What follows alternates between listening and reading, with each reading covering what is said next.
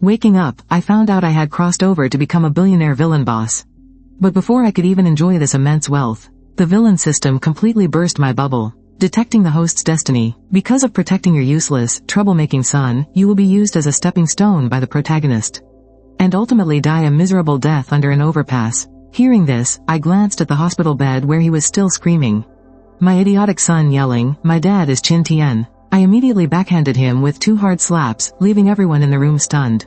You have completely disgraced the Chin family. Angrily slapping this rebellious son actually altered the storyline. Reward: God-tier poison and medical skills. Seeing that such a great thing existed, the way I looked at my son grew increasingly intense. Just a few minutes ago, right after I crossed over and figured out the whole situation, the driver in the front seat softly reminded me, "Boss, we have arrived at Shanghai Hospital." I looked up and saw that the driver, Li Jun, had a line of blue text floating above his head.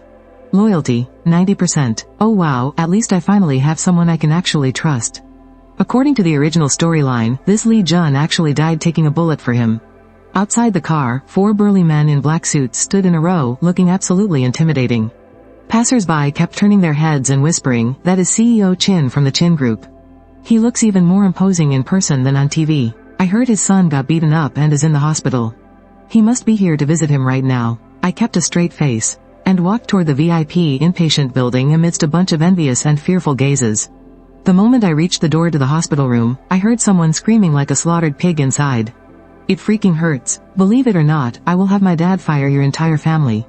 Do you even know who my dad is? It's Chin Tien. This entire Chuming city has to bow down to him. If you dare to even touch a single hair on my body, you can forget about ever staying in this city. Standing outside the door, my temples were fiercely throbbing. It is this absolute idiot again, the ultimate jinx in the book.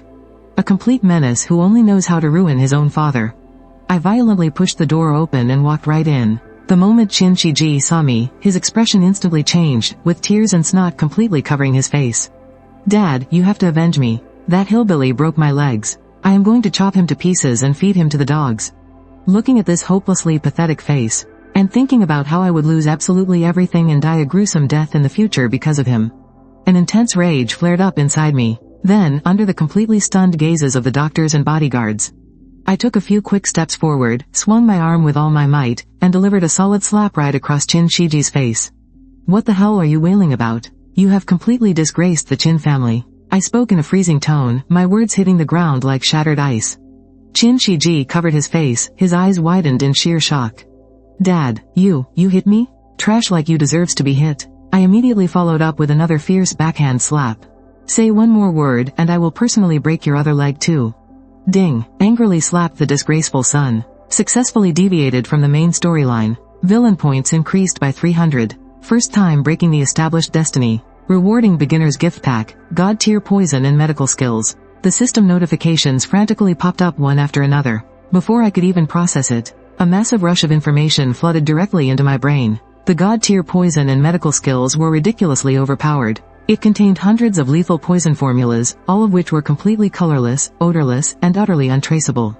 I casually opened the system panel to take a quick look, only to realize that aside from my charm stats, all my other stats were way below the standard of a normal man. Though, having my charm stat at 500 felt incredibly reasonable to me. But why is my luck only at 100 points? Just then, the system replied in real time. Because of the destined protagonist, your luck will slowly be drained away by him, host. Luck is something you can't see or touch, but it's the absolute key to success or failure. System, what the hell can these villain points actually do? I continued asking in my head. Host, you can redeem them for real-world resources in the villain store. Or save up 1000 points to unlock a lucky draw for power-up skills or rare items. My eyes lit up. There actually was a store button right there on the interface. I tapped it, and the very first thing that caught my eye was the cash exchange. 1 point for 100,000 dragon coins, and there were even stock options. 1000 points for 1% of Tencent's shares. Seeing this crazy exchange rate, my heart started pounding. Does that mean slapping my idiot son twice just now was like picking up over 30 million bucks for free? I felt a massive flood of knowledge rush into my brain, and glanced down at my stupid son, who was shivering like a leaf. A cold, dark smirk crept onto my face. I casually took a seat on the hospital room's sofa. Alright, out with it. What the hell actually happened? Chin Shijia was completely thrown off by his dad's sudden, eerie calmness. Huh? What do you want me to say? What else? The whole damn story. If you don't give me the exact details, how the hell am I supposed to clean up your mess? All these rich kids are born with silver spoons in their mouths, so how did this one end up so brain dead? I shot a look over at Lee Jun. He instantly caught my drift. A few seconds later, the doctor was quickly escorted out of the room. The door clicked shut tight. Seeing that his own dad was actually going to back him up, Chin Shi-jia instantly got his nerve back and started whining his eyes out, exaggerating every single detail without holding back. 10 minutes later, my face was so dark it could drip ink. Turns out, this idiot was harassing some girl on the street. Got stopped by some guy right then and there, and a fight broke out. The bodyguards were all beaten to a pulp. A country bumpkin who just rolled into the city a few days ago managed to beat professionally trained bodyguards until they were eating dirt. And he effortlessly snapped the leg of the Chin family's young master? I didn't even need to think twice. That guy is 99% one of those destined protagonist types. Dad, you have to get justice for me. Chin Shi-jia gritted his teeth in pure rage. Him breaking my leg is a direct slap to your face. That bastard is way too strong. Normal guys can't take him down at all. Why don't we find some hardcore killers to shut the hell up? I growled, cutting him off instantly. Since when do you tell me how to do things? Hire hitmen? Is your brain completely fried? Listening to my son's ridiculous bullshit, my temples practically throbbed with rage. Only an absolute moron like him could come up with such a brain-dead idea. Anyone with half a working brain knows that's just handing the protagonist a free express pack. It's the oldest cliché in the damn book. I took a deep breath, forcing down my boiling rage. I will handle this mess. You just stay put and focus on healing. Do not interfere. Thanks, Dad. Chin Shi-jia grinned like an idiot. I just waved my hand dismissively. You better behave yourself for a while. If you dare pull any little stunts behind my back, I'll break your other leg myself. Chin Shi-ji cowered. Looking wronged, he nodded in agreement. Lee, go get the doctor in charge of this ward. I sat down on the sofa to wait quietly. It wasn't long before Lee Jun came back with the attending doctor and 2 nurses. Mr. Chin, you wanted to see me? The doctor's voice was shaking, terrified that saying the wrong thing would get him into trouble. I didn't even look up, just flatly saying, treat him exactly as he needs to be treated. Don't humor any of his ridiculous demands. The doctor nodded frantically, cold sweat breaking out on his forehead. He never expected a father with so much money and power to actually say something like that. Alright, Lee, let's head out. Hey, wait, Dad, it's her. It's that woman. Seeing me about to leave, Chin Shi-ji suddenly shrieked. I turned around, and saw my son pointing at the young nurse next to the doctor. I looked her up and down. The girl was just a bit over 5'2", wearing a white nurse's uniform. She wasn't wearing a mask. With her beautifully curved eyebrows, a delicate pointed chin, and skin as pale as fresh milk, she looked exactly like the main female lead right out of a novel. Your leg was broken because of her? My tone was flat, yet totally suffocating. Yeah, Dad, I'd recognize her even if she turned to ash. Chin Shi-ji gritted his teeth in pure hatred. Tang Shui stood there and let out a soft sigh. She had taken half the day off to go shopping at the mall, only to end up endlessly harassed by this spoiled rich kid. If a guy from out of town hadn't stepped in to stop him, she probably wouldn't have escaped. Who would have thought that the scumbag who got his leg broken would actually be this man's son? And what was even crazier was that this man was Chin Tian. Since she was already called out by name, Tang Shui simply stopped trying to hide. Ah, what a coincidence, running into you here. Chin Shi-ji sneered. Now that my dad's here, neither of you are getting away. Why would I run? You were clearly the one who started it. Tang Shui straightened her back, not backing down at all. So what if I did? Nobody asked him to stick his nose where it didn't belong. Chin Shi-ji looked completely dismissive. Tang Shui flushed bright red with anger. Then you deserved to get beaten up. Shut up. Haven't you embarrassed yourself enough? I shot Chin Shi-ji an icy glare, keeping my voice dangerously low. Even though my son claimed he was beaten up just because a girl turned him down, based on all the cliché Dragon King web novels I'd read, anyone with half a brain could guess the truth. Thinking of this, I turned to look at Tang Shui, and softened my tone a bit. Young lady, what's your name? I'm Tang Shui. She felt a bit nervous under my gaze, instantly regretting her words. Why would he ask for my name? Is he planning to take revenge on me? I lowered my gaze. I slowly muttered the name and rubbed the bridge of my nose.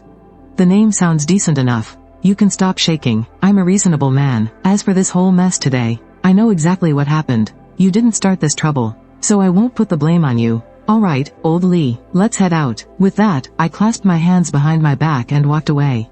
The whole room just stood there frozen. Not a single person dared to make a peep. Behind me, Chin Shi-ji was grinding his teeth in fury, cursing his own father for being such a coward. He thought I wasn't showing any dominance. Meanwhile, Tang Shui, who had just been shaking in her boots, stood completely frozen after hearing my words. The little tyrant's notorious reputation was known everywhere. So how could his father be this reasonable? Is he just putting on an act, to settle the score later? Before long, I was out of the hospital building. I pulled open the back door of the Rolls-Royce and slid inside. As soon as I settled into my seat, I spoke to Li Jun in the front. Old Li, leave 2 of our guys to keep a close eye on Shiji. Don't let him lose his mind and stir up more trouble. Also, look into that punk who threw the punch, and dig up whatever background you can on Tang Shui's family. Find out everything. Li Jun paused for a second, then immediately nodded. Understood, Boss Chin. I'll get on it right away. He pulled out his phone and quickly dialed a couple of numbers. Right in the middle of all this, an icy, robotic voice suddenly exploded in my ear. Successfully stopped your rebellious son from acting out. Plot has deviated. Villain points increased by 100. Improved the female lead, Tang Shui's negative impression of the host. Destiny line slightly altered. Villain points increased by 300. Recovered 10 points of lost fortune. What the heck? I get points just for saying a few words? Thinking about this, I pulled up my personal stats panel. Aside from the 10 extra points in fortune, my other stats were still absolute trash. System, can these stats be upgraded? The system chimed in with zero emotion. Fortune can only be stolen from the protagonist. Once your stats are double theirs, you can erase the target entirely. Got it. What about the other stuff? Like physical fitness, or charm? The host can use villain points to buy items from the store.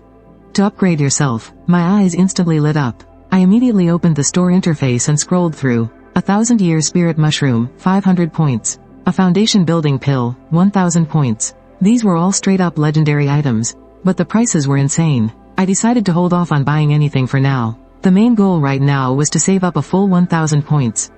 Going for the big prize would definitely be more worth it. Boss Chin, we're still looking into the punk who threw the punch, but we've got everything on Tang Shui. Later that evening, inside a private villa at the foot of Mount Li.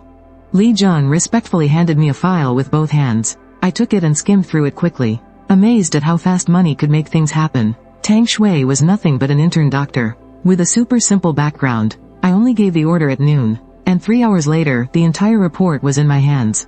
After reading it over, I gave a small nod. Just as I thought, it is her. Boss Chin, is there something wrong with Tang Shui? Li Jun asked, looking completely confused. It's nothing. Even if I explained it, you wouldn't get it. I waved him off. Go get some rest. I'll call you if anything happens tonight. Li Jun bowed and backed out of the room. With just me left in the spacious living room, I slumped onto the couch, muttering to myself, so she is one of the female leads. The heroines in these cliché urban novels, there's never just one. The files show that Tang Shui comes from a long line of traditional doctors. Her grandfather is highly respected in Chuming City. I can basically conclude that the male lead is following the village miracle doctor trope.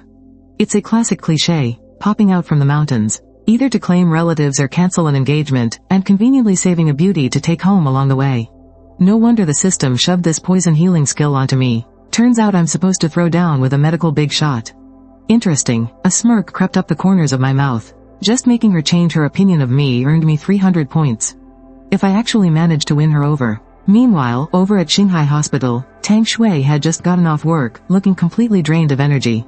Little Lin, go boil some water. Little Shui will be here any second. Inside the Tang family's traditional medicine clinic, the old Dr. Tang Deshuen sat upright in his chair.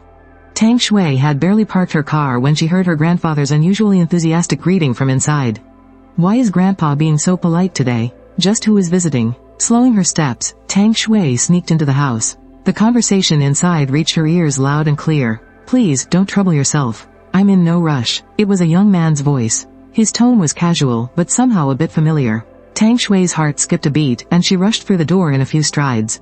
2 people were sitting in the living room. On one side was the highly renowned Tang Deshuen of Chuming City. On the other side was a casually dressed young man, slouched in a mahogany chair like he had no bones. With his hands tucked behind his head. Little Shui, you're home. Come here quickly, Grandpa wants to introduce you to a young friend. This is Lin Feng. Before the old man could finish his sentence, their eyes met.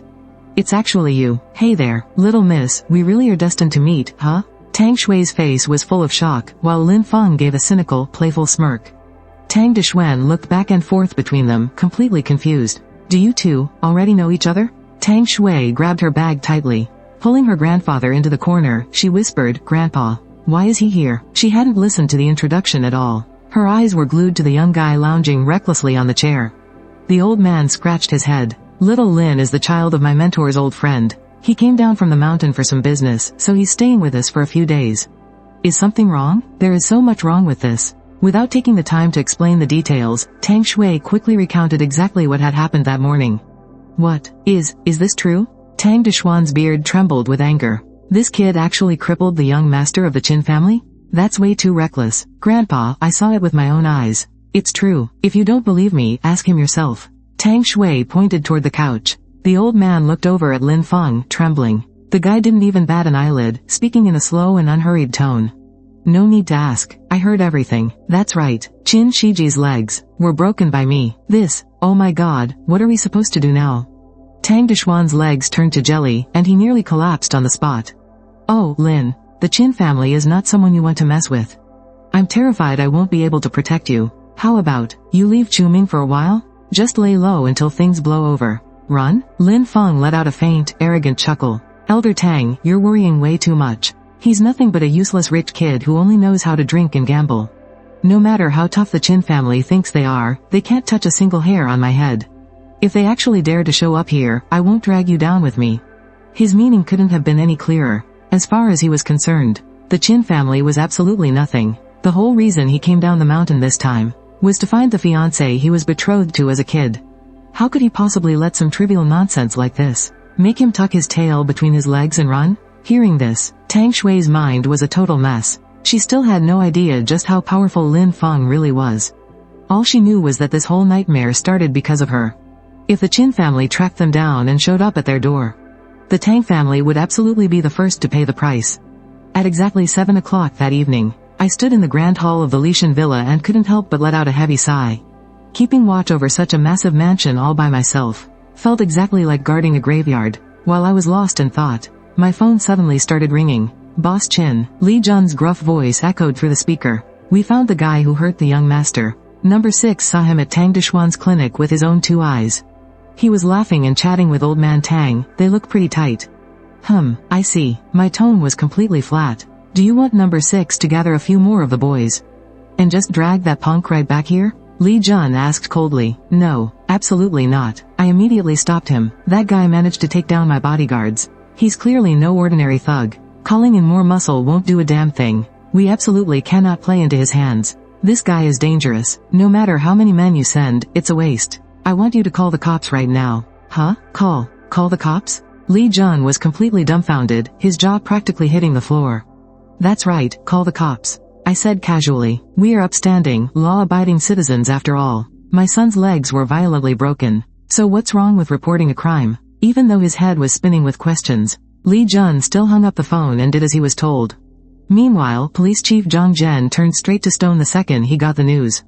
He didn't even have time to think. He instantly rallied his entire squad. Chief, what in the world is going on? Officer Lu Ruoxi, looking sharp and heroic in her duty uniform, saw her boss's grim expression and immediately snapped to attention. It's a huge deal. Of course it's a huge deal. Zhang Zhen snapped, his voice totally frantic. You know Qin Tian, don't you? The boss of the Qin Group? Yeah, of course. The model entrepreneur. The media darling. Who doesn't know him? Exactly. Well, his son got his legs completely shattered this morning. Target confirmed. Lead your team and make the arrest. What? Are you serious? I promise to get it done. Saying that, Lu Ruoxi put away the files. Deploy the team right now. Team 1, go check the security footage. Team 2, head straight for the Tang family clinic. Meanwhile, back in the Lishan villa, a voice suddenly popped into my head. The host did not follow the usual plot. Disrupted the original storyline. Reclaimed 30 luck points. Villain points increased by 800. Detected that villain points have reached the milestone. Do you want to unlock the system lottery? I muttered in my mind. Draw. Skill extraction complete. Congratulations to the host for gaining a 10-year martial arts foundation. Seeing this, I froze for a second. People actually cultivate internal energy these days? Absolutely true, host. When the protagonist heals critically injured patients, they rely entirely on this stuff to keep them alive. Alright, the protagonist really is an absolute cheater. Finishing my thoughts, I silently claimed it. The next moment, a surge of heat exploded from my belly button. It instantly rushed through every bone in my body. Claim successful. Received internal energy infusion. Physique plus 20. Spirit plus 50. Vital energy plus 30. My whole body felt like it had been electrocuted. I clenched my fists. My muscles were twitching wildly. My strength was way greater than before. What was even crazier was the stat panel refreshing. Even though the draw cost 1,000 points, getting this massive boost in return made it an absolute steal. At least I am not a weakling right now. Oh, right, I still have my poison skills. Just as I was feeling good about myself, I suddenly remembered my actual business. I reached out and pressed the call button on the wall. Old Feng, get in here for a sec. Butler Feng's real name was Feng De. He was in his early 50s. He still walked with a brisk pace. He normally lived in the small cabin in the front yard. He managed all the chores for the entire villa. Young master, what are your orders? In less than 2 minutes, Butler Feng appeared in front of me. I quickly glanced above his head. Loyalty 91%, as expected of an old and loyal servant who had followed the Qin family for 2 generations. Confirming there was no issue, I got straight to the point. I grabbed a pen and paper and quickly scribbled down a full page. Get everything on this list ready as soon as possible. Butler Feng took it, and the moment he looked at it, his face went completely pale. 2 packs of silver needles, poisonous centipede juice, toxic scorpion venom, and venomous snake fang powder. Young master, these things. The acupuncture tools at the start were still pretty normal, but the rest were all extremely toxic materials. Don't ask, I have my own uses for them. Understood, I will get on it right away. Butler Feng lowered his head and backed out of the room. I slumped back into the couch. These things sounded terrifying, but for me they were just everyday supplies. I looked around the brightly lit, spacious house. After taking care of business, I actually felt bored out of my mind. Might as well find some fun. At the exact same time, blue police lights were flashing wildly outside the Tang family's neighborhood. Lin Feng had just eaten his fill and was heading downstairs for a walk to digest, only to run straight into Lu Ruoxi as she was getting out of her car. His eyes suddenly lit up. Lu Ruoxi caught him staring right at her. Her brows instantly knitted together in disgust. He looked exactly like the guy in the photo. She marched straight over with 2 officers. Name. Lin Feng gave a cheeky grin. Hey there, gorgeous officer. You asking me? Who else? Do you see anyone else around here? His slick attitude only irritated Lu Ruoxi even more. Little did she know, this was a classic protagonist opening routine. I'm Lin Feng. What can I do for you, officer? Someone filed a report against you for aggravated assault. Come with us to the station. Lin Feng froze on the spot. Wait, what? Before he could even finish his sentence, the 2 officers had already flanked him from both sides. Hold on a sec, officer. Aren't you guys making a mistake here? He sensed something was off. His expression turned serious in a flash. Are you out of your freaking mind? Don't you have a clue about what you've done? Just come with us. Lu Ruoxi gave him 0 chance to talk his way out of it. The moment she finished speaking, she grabbed him. According to the original script, this gorgeous, badass police belle was supposed to be a major character who only showed up much later. But now, because Qin Tian had meddled, the whole timeline was completely screwed up, and Lin Feng bumped into her way too early. At this point in time, Lin Feng hadn't even had the chance to build his network, make connections, or make a name for himself. With nobody backing him up, he completely lost that arrogant confidence he usually had in front of the cops. And that was exactly how I was able to rack up all those villain points. Pinned down on the street like this, Lin Feng frowned deeply. His mind raced. A few seconds later, he just threw his hands up and gave up resisting. No need to get rough, officers. I can walk myself. What? Lin Feng got taken away? Tang Deshuen almost jumped out of his chair when he heard the news. Yeah, Grandpa. Tang Shui quickly chimed in. I was just heading out shopping, and I saw the cop cars pull him over and take him away. How could this happen? Tang Deshuen panicked. Xiao Shui, hurry. Come with me to the police station right now. Right now? Tang Shui thought he was overreacting a bit. But after a second thought, she nodded and agreed. The news of Lu Ruoxi taking Lin Feng away spread faster than the wind. Within minutes, Police Chief Zhang Zhen caught wind of it too. To keep things under control, Zhang Zhen immediately called my driver, Li Jun. I was sitting there bored out of my mind counting the cracks in the ceiling. But the moment I heard the news, I perked right up. Without a second thought, I grabbed Li Jun, and we floored it straight to the police station. As the doors of my Rolls-Royce opened, a bunch of rookie cops quickly rushed over to greet me. Good evening, Mr. Qin. Thanks for your hard work, everyone. I gave them a casual wave. That completely blew the cops' minds. A massive big shot like him, and he wasn't putting on airs at all? Right this way, Mr. Qin. One of the rookies snapped out of it. He eagerly stepped up to lead the way. Seeing that, Li Jun and I followed him at a leisurely pace. So you're admitting it, then? You're the one who did it. Lin Feng flashed a cocky grin and shrugged. What's the point of denying it? Yeah, I did it, and I own it. Lu Ruoxi was grinding her teeth in anger. This guy stepped in to save someone, sure. But he beat them half to death, and he's just sitting there acting like he doesn't even care. That smug, nonchalant attitude of his was really making her blood boil. Right at that moment, I pushed open the door to the interrogation room and walked in, catching the whole scene. The second my eyes landed on Lu Ruoxi's face, my heart skipped a beat. This cop had flawless, pale skin and a face so gorgeous she looked like she stepped right out of a painting. With those killer curves, she was almost freakishly beautiful for a police precinct. But the craziest part? She was the one interrogating the main character. Damn it, isn't she your textbook female-led? How the hell did I end up letting the protagonist bump into another female-led? I was too busy trying to farm villain points off Tang Shui. I completely forgot that urban novels always have a hot cop heroine. If I had known, I wouldn't have called the police even for 10,000 villain points. System, just how thick is this kid's plot armor? I couldn't help but scream in my head. Target scan initiated. Name, Lin Feng. Fortune points, 3,753. Confirmed as the child of fortune. Seeing that, I was just speechless. Over 3,700 points. I don't even have a fraction of what he's got. Unbelievable. I yield. I am so completely done. The moment Lu Ruoxi saw me walk in, she and her colleague quickly stood up straight.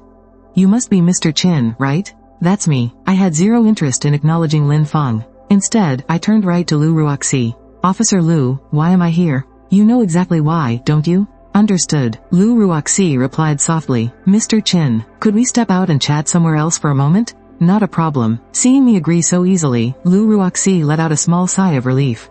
She then led me to an office, and I made myself right at home. I pulled out a chair and sat down right across from her. Mr. Chin, we've pretty much got the full picture of what happened this morning. It all started with your son. Lu Ruoxi laid out every single detail they had gathered. So, that is basically the whole story. Mr. Chin, how do you think we should handle this? After saying that, Lu Ruoxi sneaked a quick glance at me.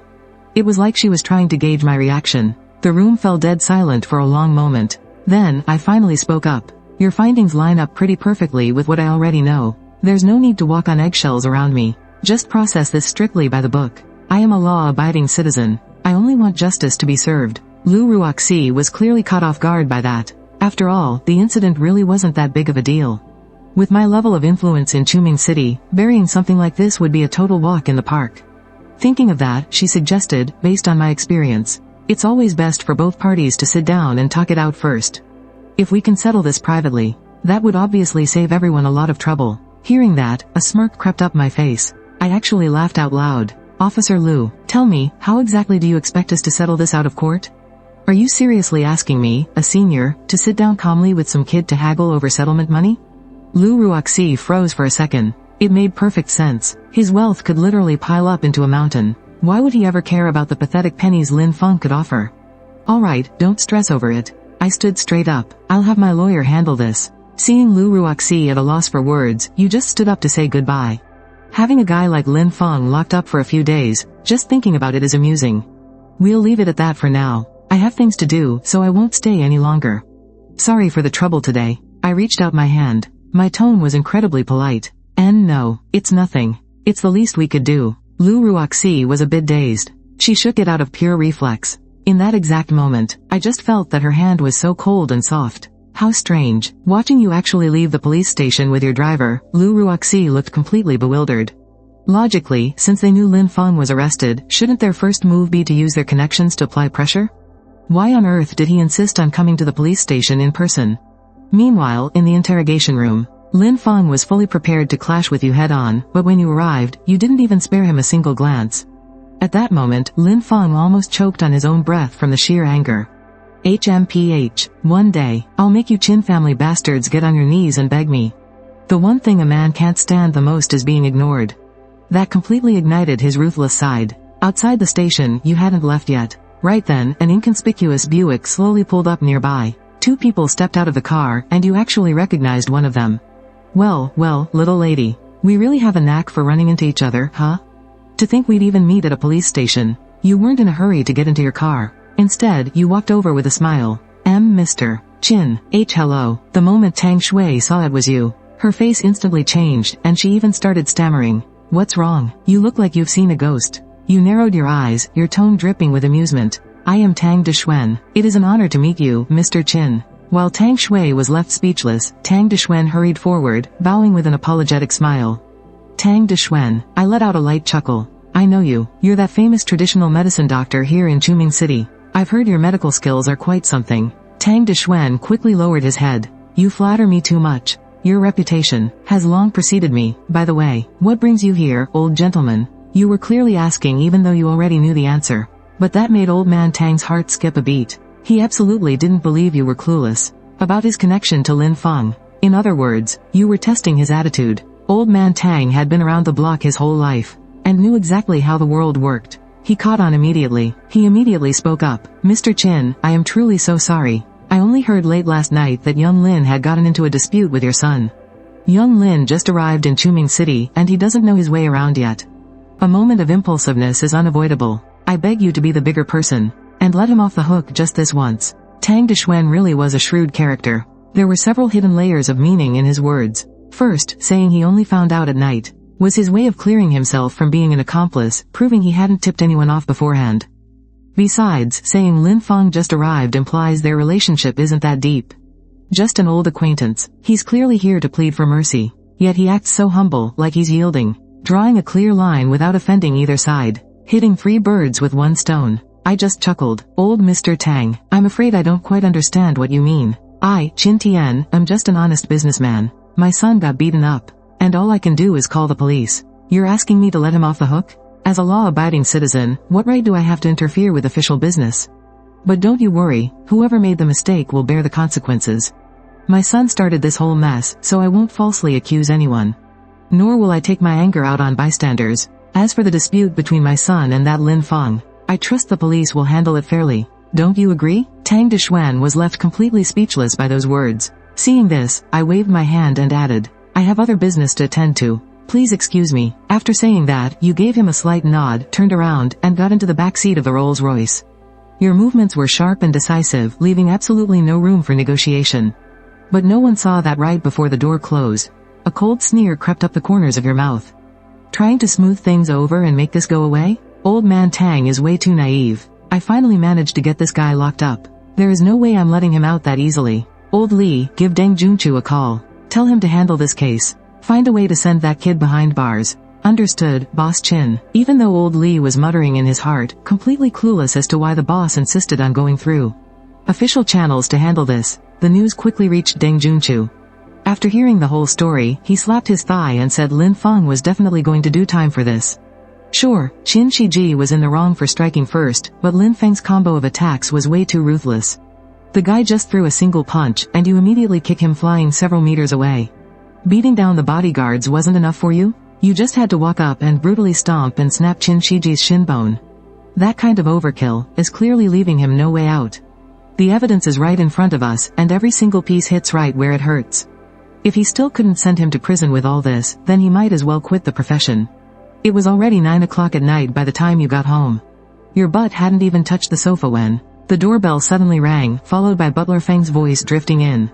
Young master, Miss Mu has arrived. Hearing this, I frowned slightly. Let her in. Mu Dai stepped inside, her movements sharp and efficient. She is Qin Tian's private secretary. Her full name is Marang Dai, but she usually goes by Mu Dai. Her black hair was tied up in a neat bun, wearing black-rimmed glasses, a crisp white shirt, and a black skirt.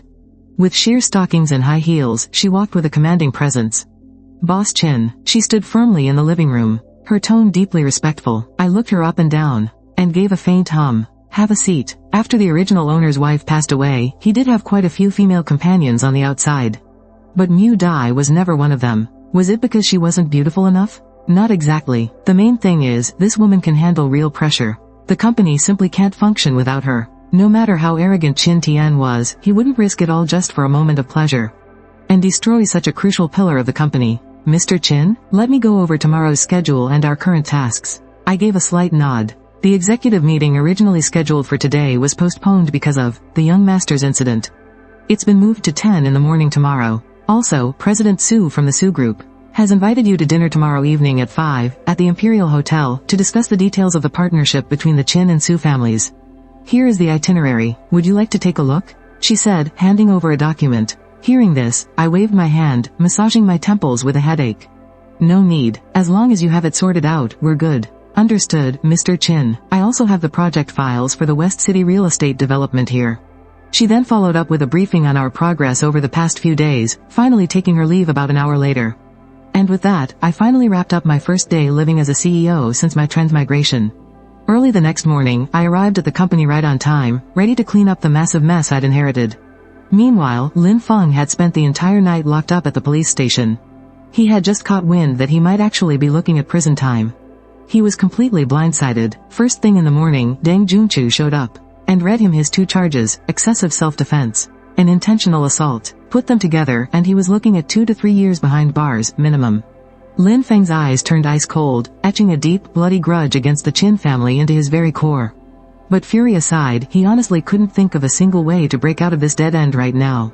Little brother Lin, I am so sorry. Tang Dixuan's face was riddled with guilt. You really can't be blamed for this. I was the one who didn't see the whole picture clearly. Lin Feng brushed it off easily. But deep down, he was seething. The Qin family actually wants to see me rot in a cell? Not a damn chance. The moment the words left his mouth, his mind had already raced through a dozen different plans. Catching the sudden shift in Lin Feng's eyes, Tang Dixuan immediately spoke up. Little brother Lin, whatever you need, just say the word. I, Tang Dixuan, will never turn you down. Lin Feng snapped back to reality and gave a faint smile. Actually, there is one thing. I'm going to have to trouble you to make a trip for me. Tang Dixuan raised an eyebrow, clearly caught off guard, but before he could even ask, Lin Feng reached up and unclasped a jade pendant from his neck. Take this piece, and hand it over to someone for me. System notification. Successfully pressed charges against the protagonist. Plot deviation confirmed. Villain points increased by 300. Recovered destiny points, 20. I glanced sideways at the system notification, my brow furrowing slightly. Just 300? I scored 800 points just by making a damn phone call to the cops earlier. Now I brought in the lawyers and this is all I get?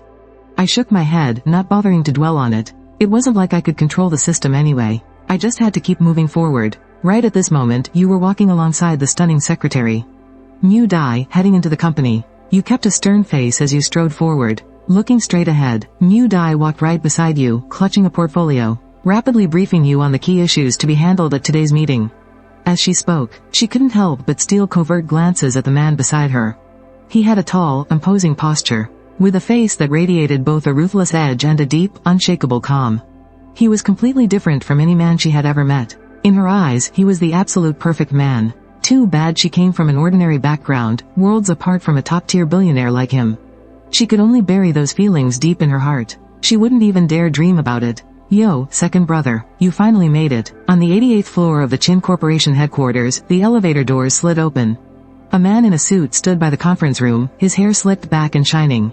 He flashed a wide grin and greeted me. The Qin family had 4 kids in total, each of them completely different. The eldest, Qin Zhang, was a soldier for over 10 years and a bit of a quiet, stoic guy. He didn't care for corporate business, just quietly managing a few luxury hotels. He just wanted a peaceful life. The third brother, Qin Wu, lived up to his name. He was obsessed with martial arts all day. He had a fiery temper and ran places like gyms, dojos, and nightclubs. Our fourth sister, Qin Yu, was a total boss lady who returned with a master's degree from a top overseas university. She ran all the family's women's lifestyle brands with absolute ruthlessness. As for me, the second oldest, I showed an insane talent for business since I was a kid. The old man handed all the core businesses over to me. Now, you might be wondering, wouldn't the other siblings get jealous? Not a chance. If you follow the classic novel tropes, villain families all share one trait. They're united like a fortress. You mess with one, the whole family comes for you. You hurt one, the entire bloodline wants you dead. I'm not exaggerating, that's just the standard package. Third brother, what are you doing here? Just dropping off an invitation for you. Qin Wu casually whipped out a gold-stamped card. I'm getting married in half a month. Second brother, you have to be there. I was gonna wait until the family dinner to give it to you, but I figured you'd forget. Married? I paused, a bit stunned. Why so sudden? Man, I'm already 38. Is getting married now considered rushed? Qin Wu flashed a cheeky grin, not caring at all. Come on, second brother. You need to step it up too. As he spoke, his gaze shifted, landing on Mu Dai standing right beside me. I'm still waiting to drink to you and Miss Mu at your wedding. I froze on the spot, completely caught off guard. Mu Dai's face instantly turned totally red. Her ears were practically smoking. Can you be serious for 1 second? I snapped back to reality and shot him a glare. This guy was almost 40 and he still spent all day messing with me. Qin Wu laughed so hard he slapped the table, clearly enjoying himself. We shot the breeze for a bit longer, then Chin Woo shoved the wedding invitation into my hands. He didn't even stay for a meal before turning to leave. Once Chin Woo was gone, the Chin Corporation's executive meeting immediately kicked off. The conference table was packed with the company's core members. Looking down at the crowd silently listening to me speak, I couldn't help but feel a little sense of satisfaction. This meeting didn't have any complicated agenda either. It was just about which land plot got stuck in approvals, or which housing project needed more funding, or whose pockets needed to be greased. Armed with the original host's memories, plus Mu Dai standing by to catch any details I missed, handling these things was actually a breeze. But what I totally missed was, ever since Chin Woo brought it up earlier, during the meeting, Mu Dai kept sneaking glances through her black-rimmed glasses to peek at him. 3 o'clock in the afternoon. The Su family estate in Chuming City. The head of the family, Su Jingyang, stood in his own villa's living room with a deep frown. He stared at his elderly father on the couch, completely baffled. Dad, who exactly is the owner of this jade pendant? Is it really worth it? Offending the Chin family just for him? Whether it's worth it or not, isn't for me to decide. Old Master Su slowly turned the jade pendant over in his hands. It was a bizarrely shaped thing, hard to make sense of. His voice was low, leaving zero room for argument. This is a promise I made a long time ago. Back then, when I was running for my life in the chaos. My enemies cornered me at a dead end. He was the one who saved my life. But even so, you can't just take it upon yourself to make Yanran marry some random kid. Su Jingyang let out a heavy sigh. If Yanran finds out about this, she's going to flip the whole house upside down. Flip the house? What's there to flip over? The old man scoffed coldly. Becoming the fiancé to that man's disciple is a blessing for her. People would beg on their knees for an opportunity like this. What right does she have to complain? Grandpa? Dad? What are you two talking about? A crisp, melodious voice suddenly chimed in, breaking up the argument in the room. A figure in a light blue dress gracefully walked into the room. Su Yanran, Su Jingyang's only daughter, 24 years old, standing at 1.65 m, her straight black hair cascaded naturally over her shoulders. Paired with that icy, flawless face, she was so beautiful you couldn't take your eyes off her. Yanran, what are you doing back here? Seeing Su Yanran at the door, Su Jingyang completely froze up, his face flushing with heat. The conversation he and the old man were just having, they hadn't breathed a single word of it to her. I left a document here. Just came back to grab it, Su Yanran said flatly, before shifting her gaze to her father. Dad, I just heard you mention something about a fiancé? What exactly is going on here? Su Jingyang grew even more squirmy, his fingers nervously rubbing against the seam of his pants. Sigh, we can't hide this from her forever. Since she already overheard, let's just lay our cards on the table. Old Master Su waved his hand, his tone firm, arranging a childhood marriage with an ice-cold beauty. This kind of trope is super cliché, honestly, but following the usual script, this frosty female CEO definitely wasn't going to buy it. Next, the old man would force the hero to work at her company, set him up as her driver or personal bodyguard, and then, the hero would use his epic skills to save her life over and over again. Naturally, the block of ice would slowly melt into a warm spring. Sure enough, the second Su Yanran heard about the arrangement, she absolutely blew her top. I am not marrying him. With that, she snatched up her documents and stormed off. The door slammed shut behind her with a massive bang. Old Master Su let out a heavy sigh, and Su Jingyang could only shake his head with a bitter smile. But the old man knew exactly what he was doing. Give it some time, and his granddaughter would absolutely fall for the kid. Little Dai, how much liquid cash do we have available in the company accounts right now? Negotiating business over dinner is already the norm for many Shah countrymen, so the meeting between the Chin and the Su families was deliberately scheduled by Mu Dai for 5 p.m. about 6 billion or so. I rubbed my chin and nodded. That's enough. Do you need funds, Boss Chin? If you need it, I can transfer it right now. No need, just asking. You just go and prepare for our meeting in a bit. For you right now, just holding onto the family business is enough. Why bother tossing around with other business ventures? No matter how fast other deals make money, could they possibly be faster than bleeding the protagonist dry? 5 p.m. I took Mu Dai straight to the Dihao Hotel. The moment we arrived at the entrance, a man in a suit hurried over to greet us. Good evening, Boss Chin. I'm the manager here. My last name is Gong. Boss Su is already waiting for you in the private room. Lead the way. We walked all the way down the corridor. The group soon arrived at the VIP private room. Ha ha ha, Boss Chin is here. Please, come right in, come in. Good evening, Uncle Chin. Oh, if it isn't little Yanran. I looked her up and down. My goodness, you've grown so tall. Let me give you a hug. That line almost slipped right out of my mouth. Good thing my reflexes were fast, and I swallowed it right back down. Both of our families were top-tier wealthy households in Chuming City, so of course we knew each other. Our relationship wasn't exactly ironclad, but it wasn't bad either. The Su family's main business was home appliance manufacturing, and they had a solid reputation in the industry. We teamed up this time because a certain land deal got a bit messy. The Su family didn't touch real estate, and their money was mostly tied up in appliances, but they had incredible connections. So, the Chin and Su families schemed to get their hands on that plot of land, and hand it over to the Chin family for development. The Su family wouldn't put up any money, they'd just take a cut of the profits. Besides the driver and bodyguards, the Su family brought 3 people this time. Su Jingyang, his daughter Su Yanran, and a female secretary standing beside them. When I laid eyes on Su Yanran for the first time, I completely froze for a second. This girl's looks were absolutely flawless. She was blindingly beautiful, but her eyes were as cold as a frozen lake in winter. She had that typical, aloof girl boss vibe going on. First there was that delicate little nurse, then the hot-tempered female cop. Now an iceberg beauty pops up out of nowhere. Don't tell me she's one of the main heroines too? Before a heroine's relationship with the protagonist reaches a certain level, her luck won't flow over to the villain. She looks just like any ordinary person right now. Because of that, you can't just run a test to see who the heroine is. You just have to guess. And right now, Su Yanran definitely looks the part. But I couldn't exactly swear on it. The 2 bosses greeted each other politely on the surface, while the ones actually hammering out the details were Mu Dai and that secretary named Li Yutong. Boss Chin, I heard your son got into a scuffle with someone yesterday. And even ended up in the hospital. Is that true? Before we even touched the food, Su Jingyang spoke up to test the waters. That's right, we did have a bit of an incident. My son was definitely in the wrong first, but the other guy went way too far.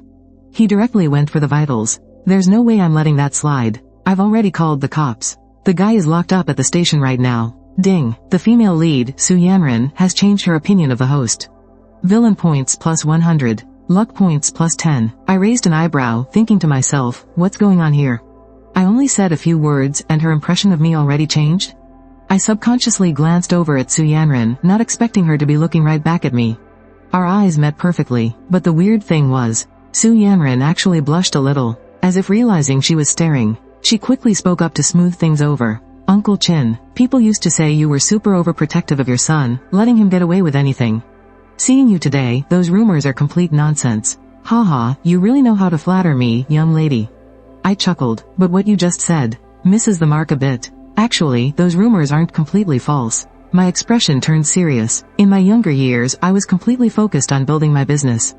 I had 0 time to raise my kid. Shi Jia's current temper is mostly my fault for spoiling him, but I've figured things out lately. From now on, I'm going to be strict with him. I can't let him cause this kind of disaster again. I spoke with complete sincerity while secretly wondering to myself, if this little speech could earn me some more villain points. To my surprise, it wasn't just Yanran who was stunned. Even her dad, Su Jingyang, looked a bit taken aback. Even Mu Dai, who was chatting with his secretary, turned her head to look at me. Ding. Successfully and completely reversed the female lead, Su Yanran's impression of the host. Villain points plus 300. Luck points plus 20. Key character Su Jingyang's opinion of the host has been successfully reversed.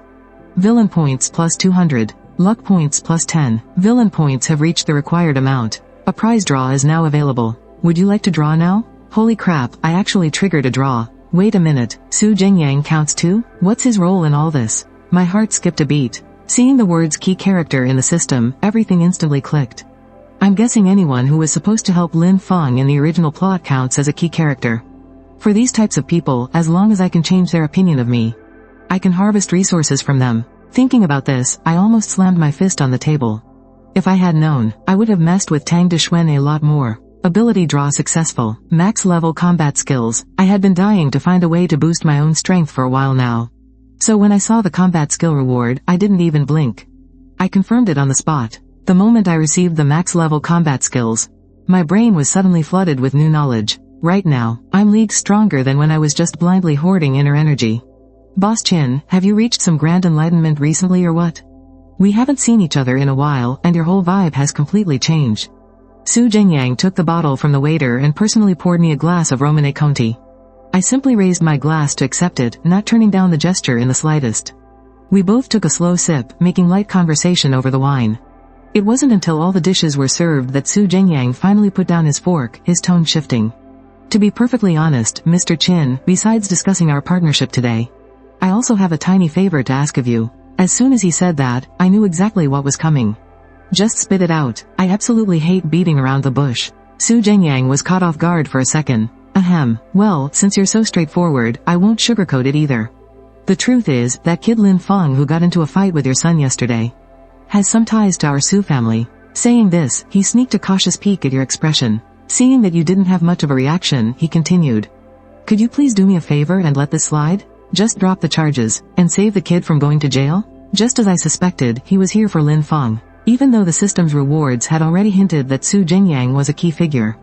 You never expected this guy to personally swallow his pride and beg you just to protect Lin Feng. That Lin Feng has only been in Chuming City for a few days.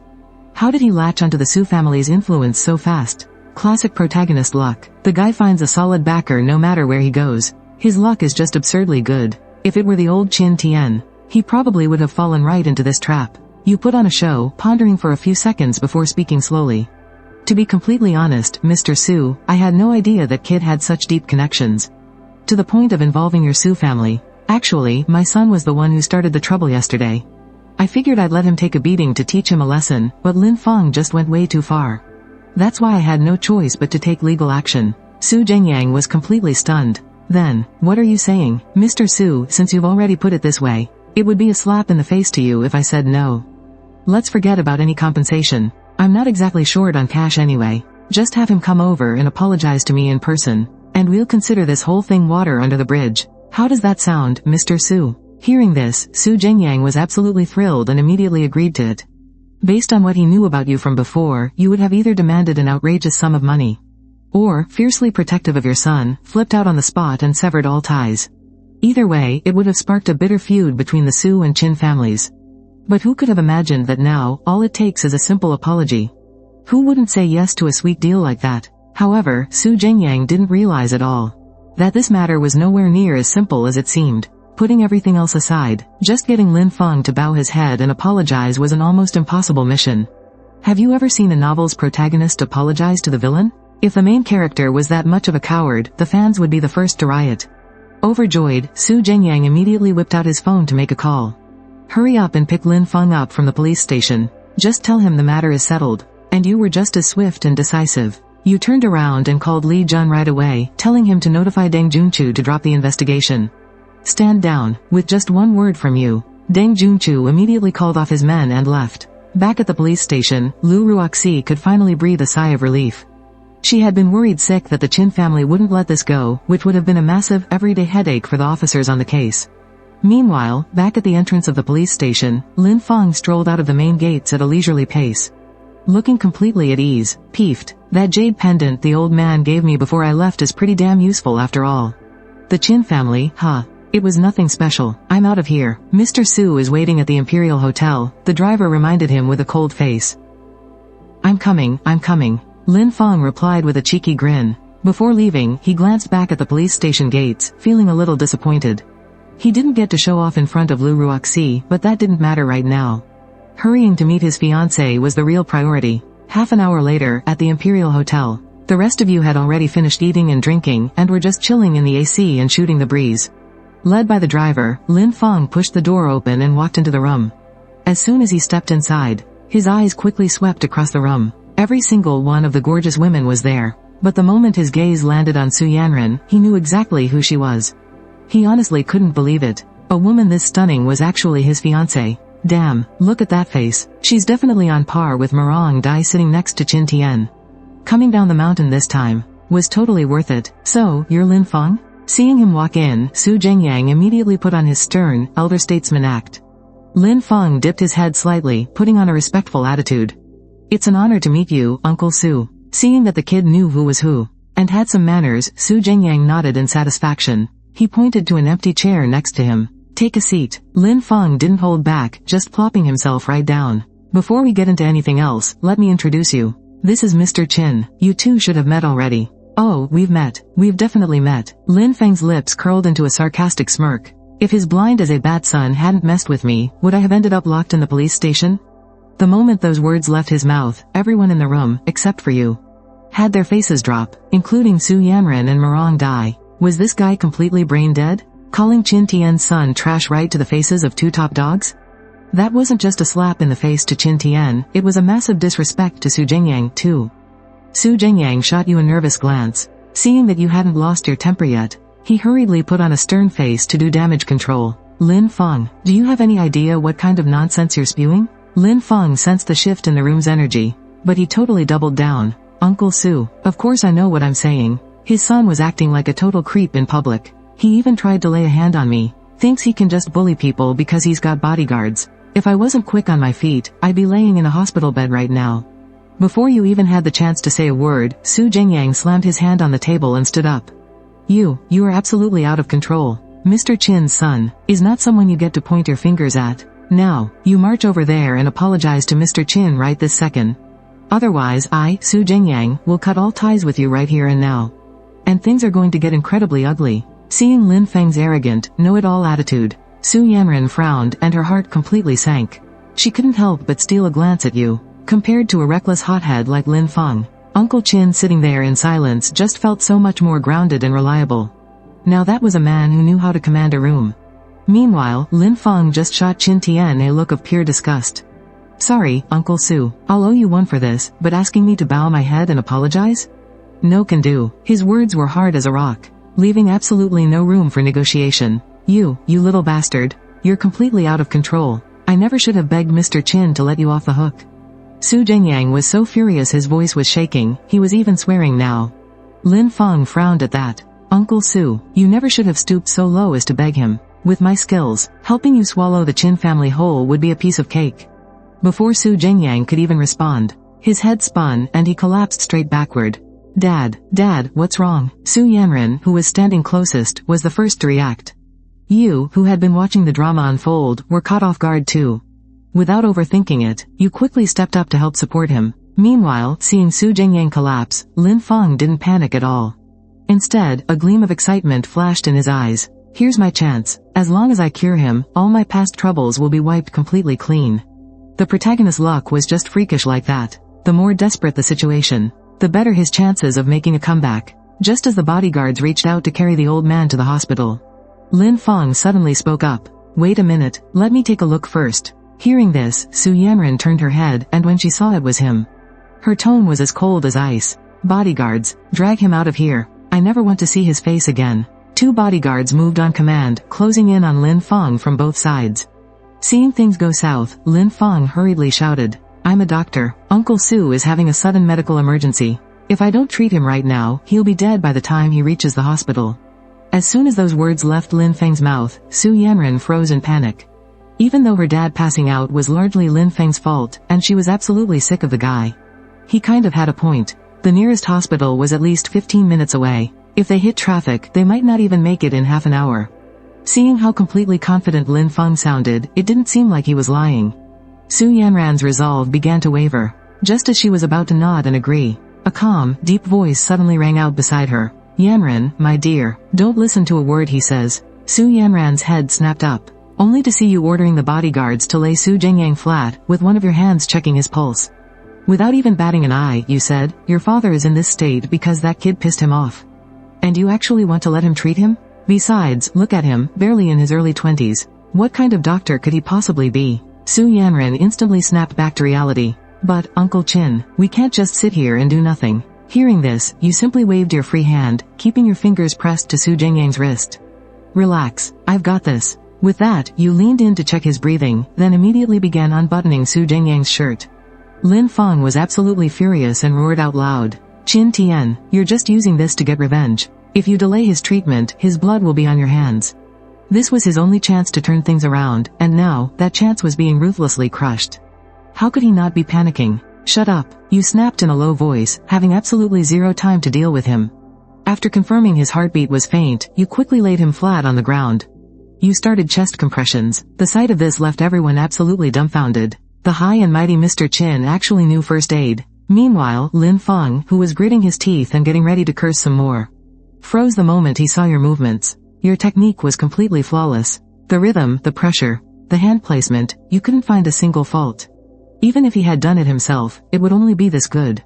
Everyone, step back. Don't crowd around him. Give him some air. Qin Tian commanded as he continued the compressions, his tone leaving no room for argument. Hurry, everyone, step back. Su Yanran didn't even have time to think, hurriedly doing as she was told. She stood to the side, wringing her hands anxiously, her own heart pounding with every compression you made. Fortunately, she didn't have to wait long. With you secretly channeling your inner energy to help, Su Zhengyang suddenly jerked on the floor, and a faint pulse returned to his chest. Seeing this, Su Yanran cried out in relief, "Uncle Qin.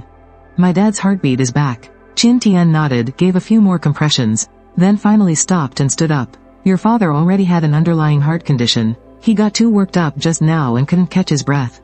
He's stable for now, just have someone carry him to the couch to rest. Seeing her father's condition return to normal, Su Yanran turned to look at you with deep gratitude. Uncle Qin, thank you so much. I had no idea you knew how to do this. You were amazing. You gave a casual smile, standing up and rolling your wrists and shoulders. It's just a little trick. Nothing worth mentioning. Just then, Marong Dai quietly walked over and handed you a tissue. Mr. Qin, please, wipe your sweat. You took the tissue and dabbed your forehead, glancing around the room in confusion.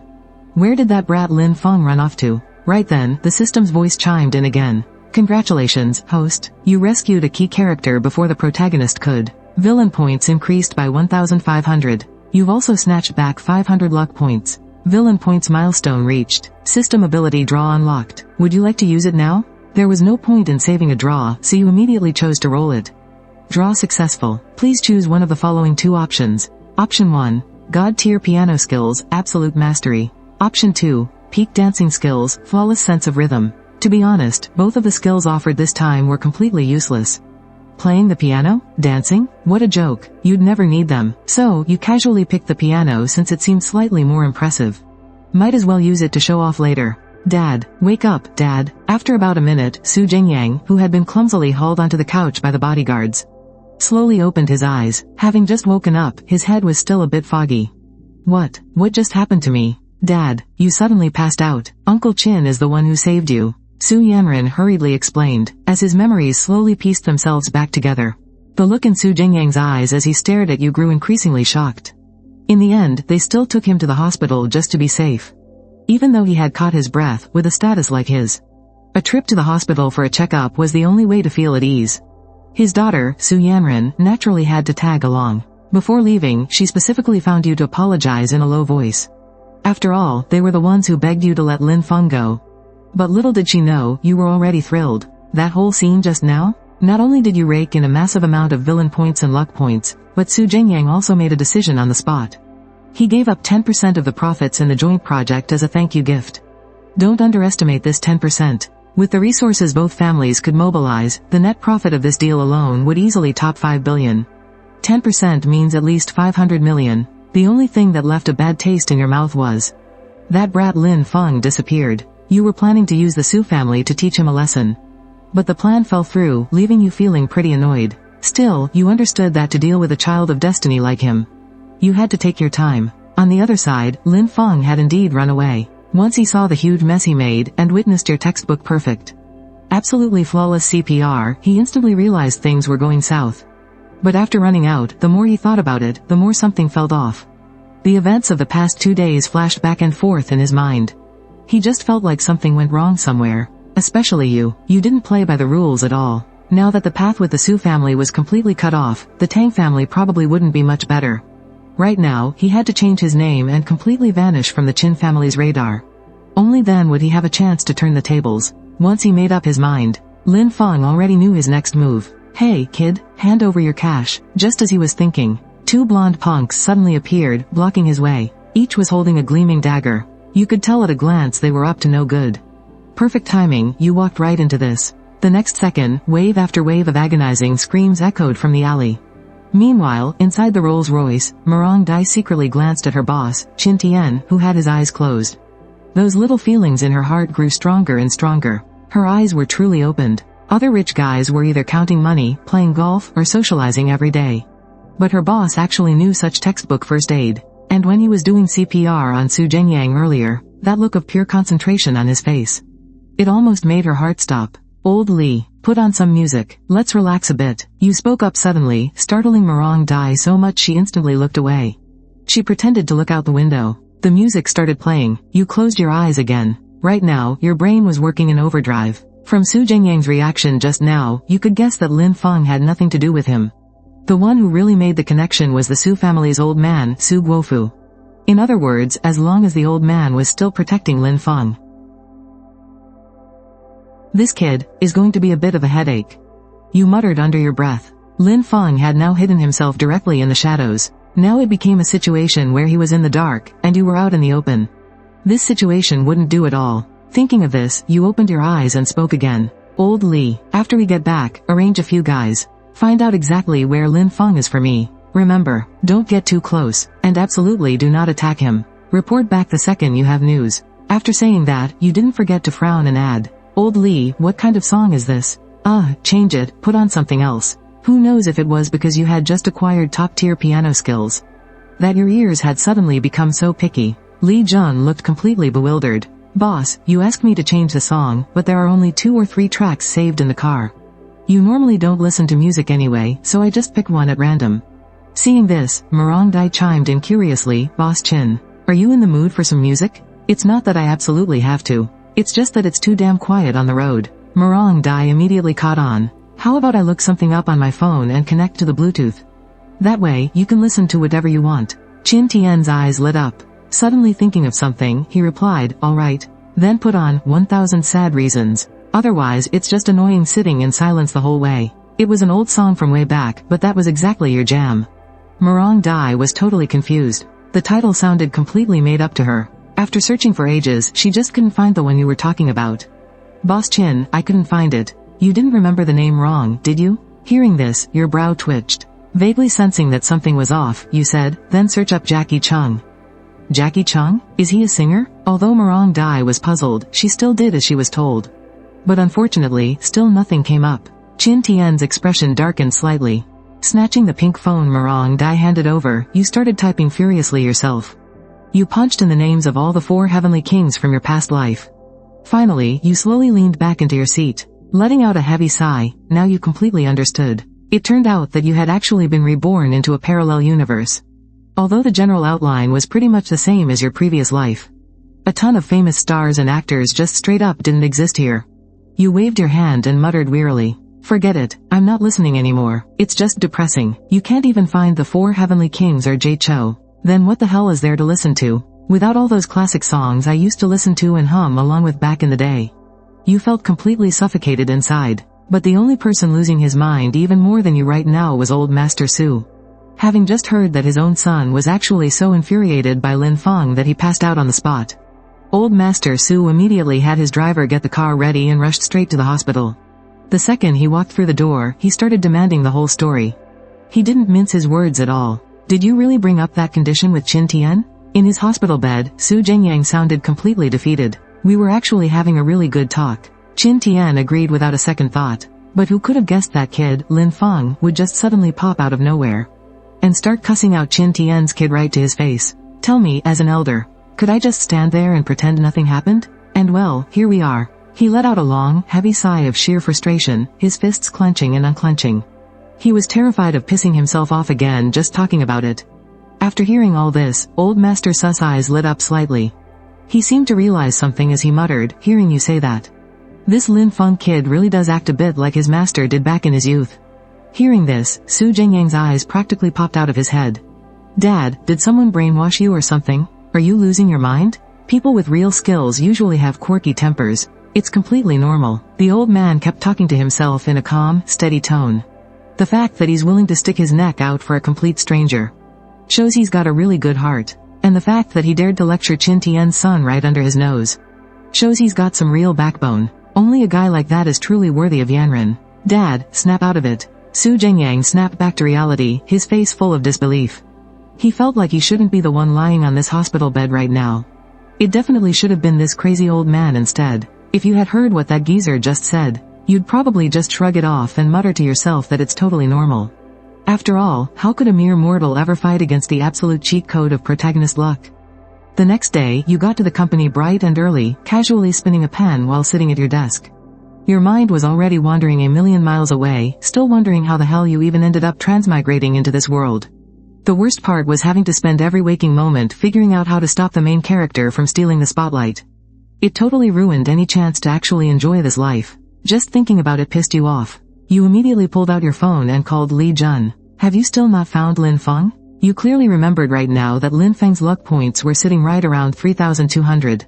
Meanwhile, yours were barely over 700. That was a massive gap. One wrong move and he'd completely crush you. After hearing that Li Jun hadn't made any progress, you quickly gave him a couple of pointers. Have your guys check the surveillance footage at hotels and police stations right now. Also, keep a close eye on parks, bars, and karaoke lounges. These were the exact spots where main characters loved to hang out. Parks were perfect for bumping into some mysterious old master handing out rare power-ups. And at bars or karaoke lounges, they were either saving someone or getting into fights. That's where all the major plot points exploded. Anyone who's watched my videos would know this stuff by heart. Even though Li Jun couldn't figure out why he needed to stake out these random places. An order was an order, and he just needed to get it done. After hanging up the phone, you narrowed your eyes, trying to figure out your next move. According to your informants, Lin Feng had indeed left the Tang family. But the old man most likely gave him a decent chunk of cash. Otherwise, for a guy who was just starting out, how could he afford to live so comfortably right off the bat? Well, since the Tang family loved playing the good guys so much, there was no reason for you to hold back. Muttering that to yourself, you picked up your phone again. You dialed a very special number. Boss Chin, need something from me? Came a sweet, flirty female voice from the other end of the line. You cut straight to the chase. I need someone. A fresh face is fine, and I don't care about their fighting skills. The most important thing is that they know how to disguise themselves. I'll pay 1 million a month. Since that kind of money was absolute pocket change for you, she accepted the job on the spot.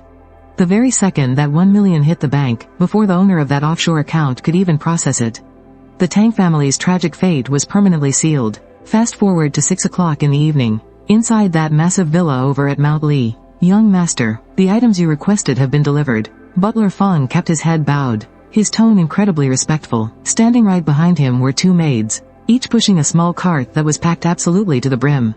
There were only 2 sets of silver acupuncture needles. Everything else was just a bunch of small, labeled bottles and large jars.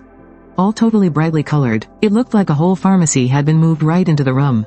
You gave a quick nod of acknowledgement. Clear out one of the rooms downstairs. Keep all this stuff in there from now on. After they finished bustling around and setting things up, you were left standing all alone in the middle of the huge, empty living room, feeling incredibly bored. You had already ruthlessly blocked all those messy, dramatic lovers from your past. Now, if you wanted to go on a date, you could only choose from the girls you'd met since you transmigrated. Ideally, someone who had the destiny of a female lead, who could keep you entertained. It can still make you stronger. But right now, there are only 3 female leads you can actually get close to. Nurse Tang Shui, Officer Lu Ruoxi, and the ice-cold CEO, Su Yanren. You've barely spoken 2 words to these women. Hitting on them out of nowhere would just backfire. As for Marang Dai, chances are, that woman isn't exactly female-led material. Plus, she's been working overtime every single day lately, so it's best not to bother her. You scrolled through your contacts forever, but couldn't find a single decent option. So, you just threw on some casual clothes and headed out to get some fresh air. Meanwhile, in the security room of the Blue Shell Bar, a young guy in a security uniform was sitting with his legs crossed, lazily watching the monitors. Every little thing happening in the bar was right under his nose. But when he spotted a certain woman sitting in the corner, he completely froze. Su Yanren, what the hell was she doing here? Just then, another guard walked up from behind with a cheerful grin. He sat down right next to him and greeted him like an old buddy. What are you staring at, Feng? You're completely zoned in. The guy's name was Tong Hai, and he'd been working there for 5 or 6 years. Lin Feng replied casually, oh, nothing much. Just getting a feel for the place. After a brief pause, he asked, Hi, you've been around these parts for a while. Do you know the guy drinking at table 7? He pointed at the screen toward a dude who had just tried hitting on Su Yanren. Oh, you mean Zhou Kai? Tong Hai glanced at the monitor. Just some petty gang leader. Why, did he mess with you? No, nothing like that. Lin Feng brushed it off. But honestly, this protagonist's plot armor was seriously no joke. Even he hadn't expected it. Last night, he casually beat up a couple of street thugs making trouble, only to find out they were Bao's men. The moment Bao heard someone dared to touch his guys, he showed up instantly, spouting threats. He demanded a one-on-one fight on the spot. But as it turned out, Bao's old injuries flared up. The guy was even walking with a limp. Lin Feng spotted the problem with a single glance. He fixed the guy right up in just a few moves. Bao was absolutely blown away, treating him like a god. He immediately made him the head of security. Of course, Lin Feng was aiming for a lot more than just some basic security gig. He had heard rumors that Third Master Jin's health was failing. If he could manage to cure that major boss, he'd finally have the leverage to go head-to-head with you. However, third Master Jin was currently out of Chuming, so Bao had no choice but to stash him here at the Blue Shell Bar, letting him play head of security as a temporary stepping stone. Seeing Su Yanren getting harassed by Zhou Kai just now, Lin Feng's instincts told him this wasn't going to just blow over. That's why he bothered to ask about him. But what he completely failed to notice was, over in a booth on the other side of the bar, sat the very man he wanted to skin alive. Watching Su Yanren sitting there quietly from a distance, your eyes lit up. What was she doing here? The original owner of your body had actually hooked up with a flight attendant at this exact bar. Bored out of your skull, you figured you'd drop by to see if anyone caught your eye. Partying all night didn't sound like a bad idea, either. Who would have thought you'd actually bump into Su Yanren, that ice-cold female CEO? Sitting all alone in the corner of a bar in the dead of night? You knew this trope way too well. Whenever a female lead showed up alone in a place like this, it wouldn't even take 10 minutes for some thugs to pop up and harass her. And then, cue the male lead's entrance. Save the girl, look badass doing it, and score major affection points. Now that Su Yanren was sitting there all by herself, could Lin Feng be lurking somewhere nearby? At that thought, the corners of your lips curled up into a very intriguing smirk. And the outcome was exactly as you predicted. After waiting for 2.5 minutes, a few shady guys walked over to her. At the same time, you noticed the glass in Su Yanren's hand was shaking uncontrollably. She was clearly drunk. Seeing this, you instantly knew that your moment had arrived. Over at Su Yanren's table, a dark, burly guy leered at her with a sleazy grin and said, "Hey gorgeous, do us a favor.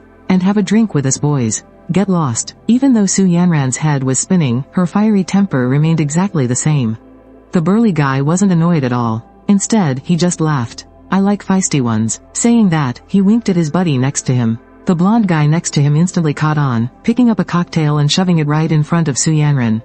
"Listen up, lady. The name is Wang Wu. I run things around here. Everyone knows who I am. I've taken a liking to you tonight. So, I'll give you two choices. Either you come with me, or you down this glass, and I'll immediately." Before he could even finish, Su Yanren snatched the glass and downed it all in one gulp. She slammed the empty glass onto the table and spat out a single word.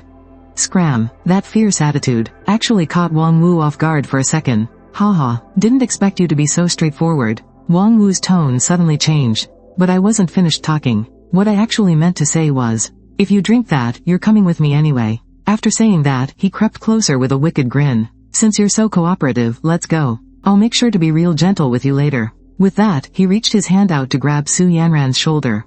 Seeing this, Su Yanren snapped back to her senses for a split second, realizing she was dealing with total scumbags. She struggled to stand up, but the alcohol had already completely taken over her body. Just as she managed to push herself up, her vision went completely black. She collapsed right back into the chair, helplessly watching that hand get closer and closer.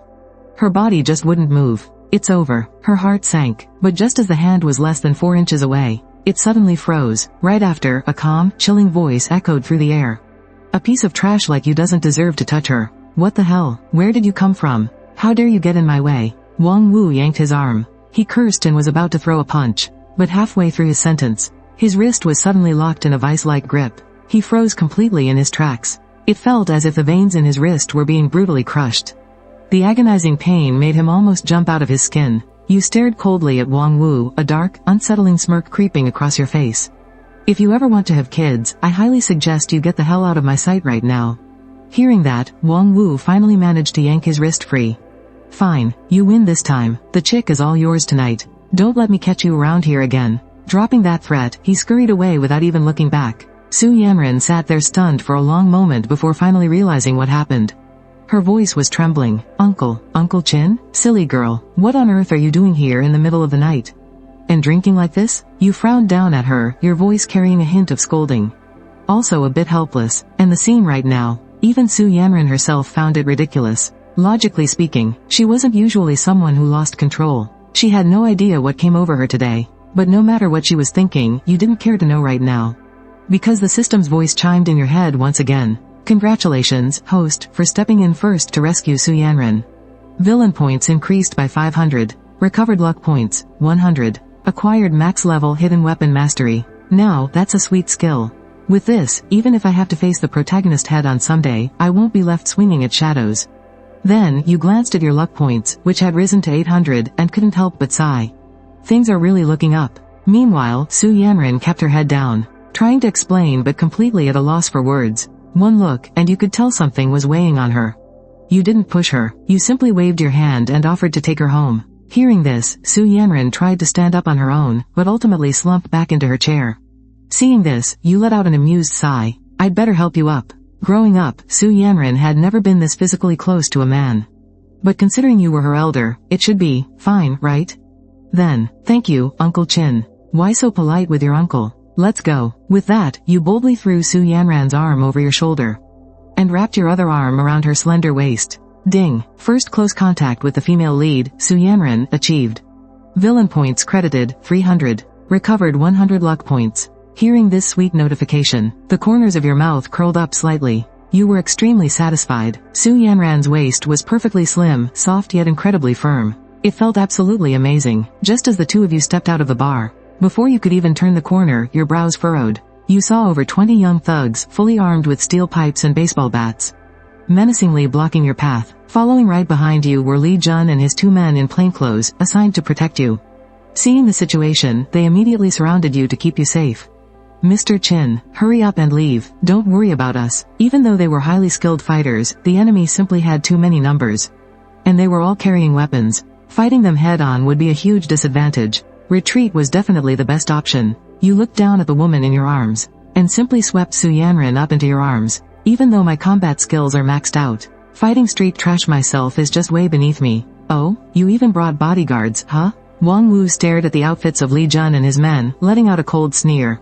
You guys play the part pretty well. Hey, buddy, are we really doing this the hard way? Li Jun asked with an icy glare. He hadn't seen such blind, reckless punks in a long time.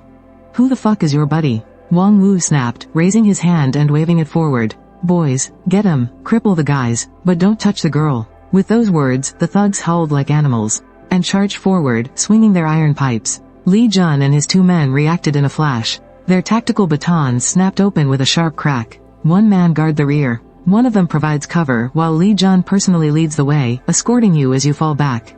Seeing that you're about to break through with her in your arms, the leader starts to panic. Grab a few guys and take out the punk with the girl. Don't let him slip away. The thugs surrounding the 2 bodyguards immediately split up, turning around and lunging straight for you.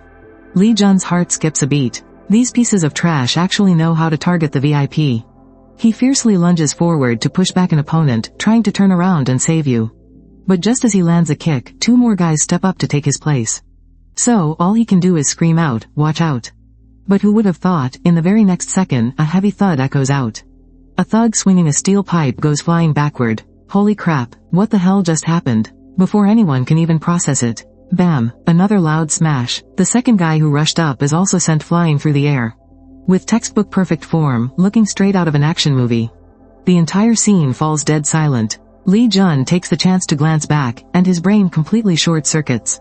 His supposedly weak and fragile boss, Mr. Chin, is standing there with a gorgeous woman in his arms, slowly retracting one of his legs. It's crystal clear that those 2 guys were kicked flying by Mr. Chin himself. Being cornered here by this mob, you're already pissed off beyond belief. Su Yanran has completely passed out, going totally limp against your chest, making it ridiculously hard for you to move around. You've had it. You guys are really forcing my hand here, aren't you? Just then, you spot one of the original host's ex-lovers standing in the distance. And surprisingly, Tang Shui and a few other girls are right there with her.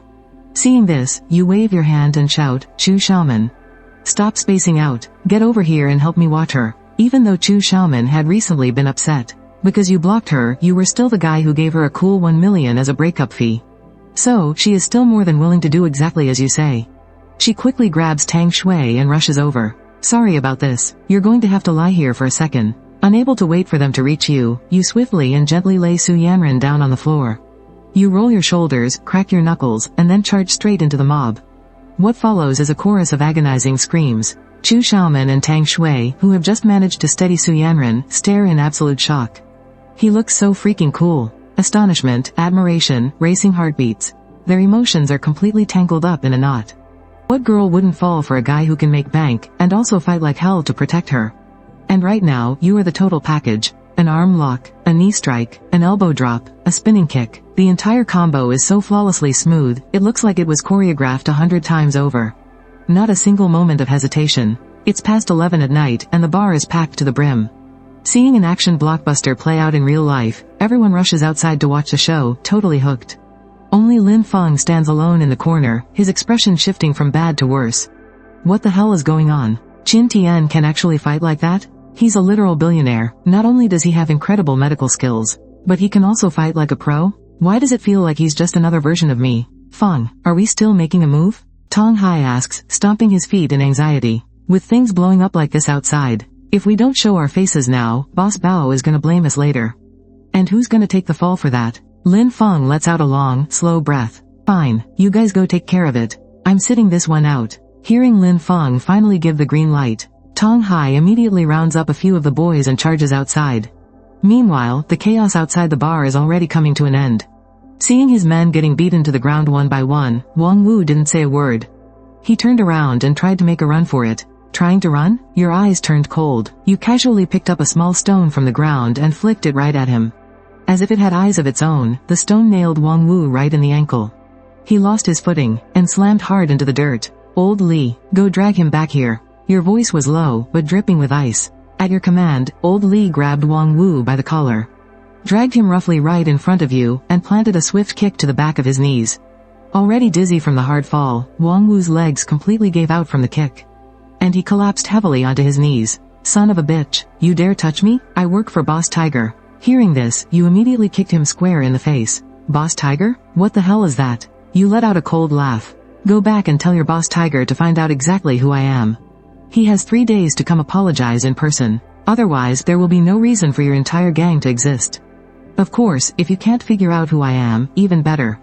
Then you don't even deserve to exist. Did you understand me? Every single word seemed to be squeezed right through your teeth. I get it. I'll tell him. Wang Wu's mouth was full of blood, and he was grinding his teeth in sheer hatred.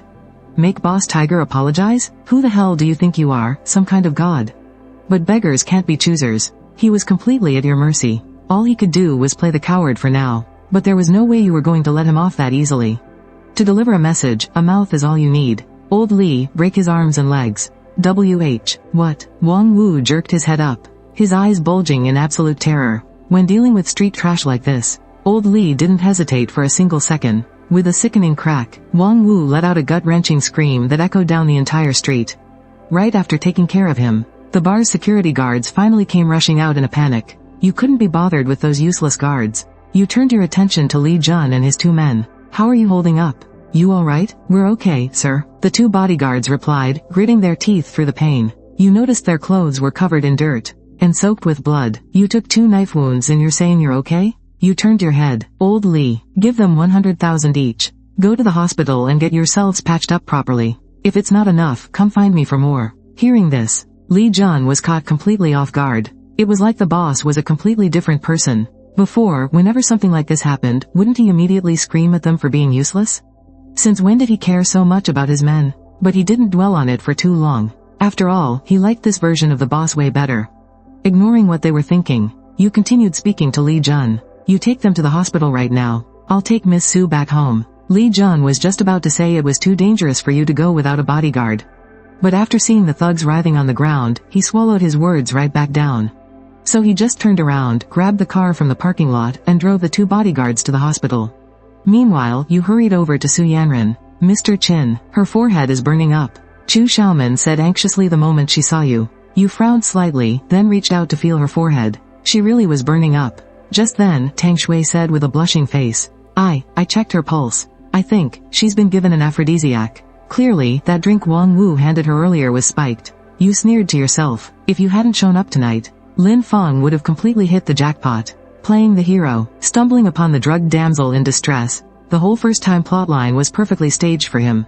Not bothering to overthink it, you put Su Yanran in your car and sped toward the hospital. Inside the Porsche, Su Yanran was completely out of it. It's so hot, I'm burning up. She couldn't stand the heat, and her clothes naturally started slipping off. You kept your eyes on the road, stealing glances at the passenger seat out of the corner of your eye.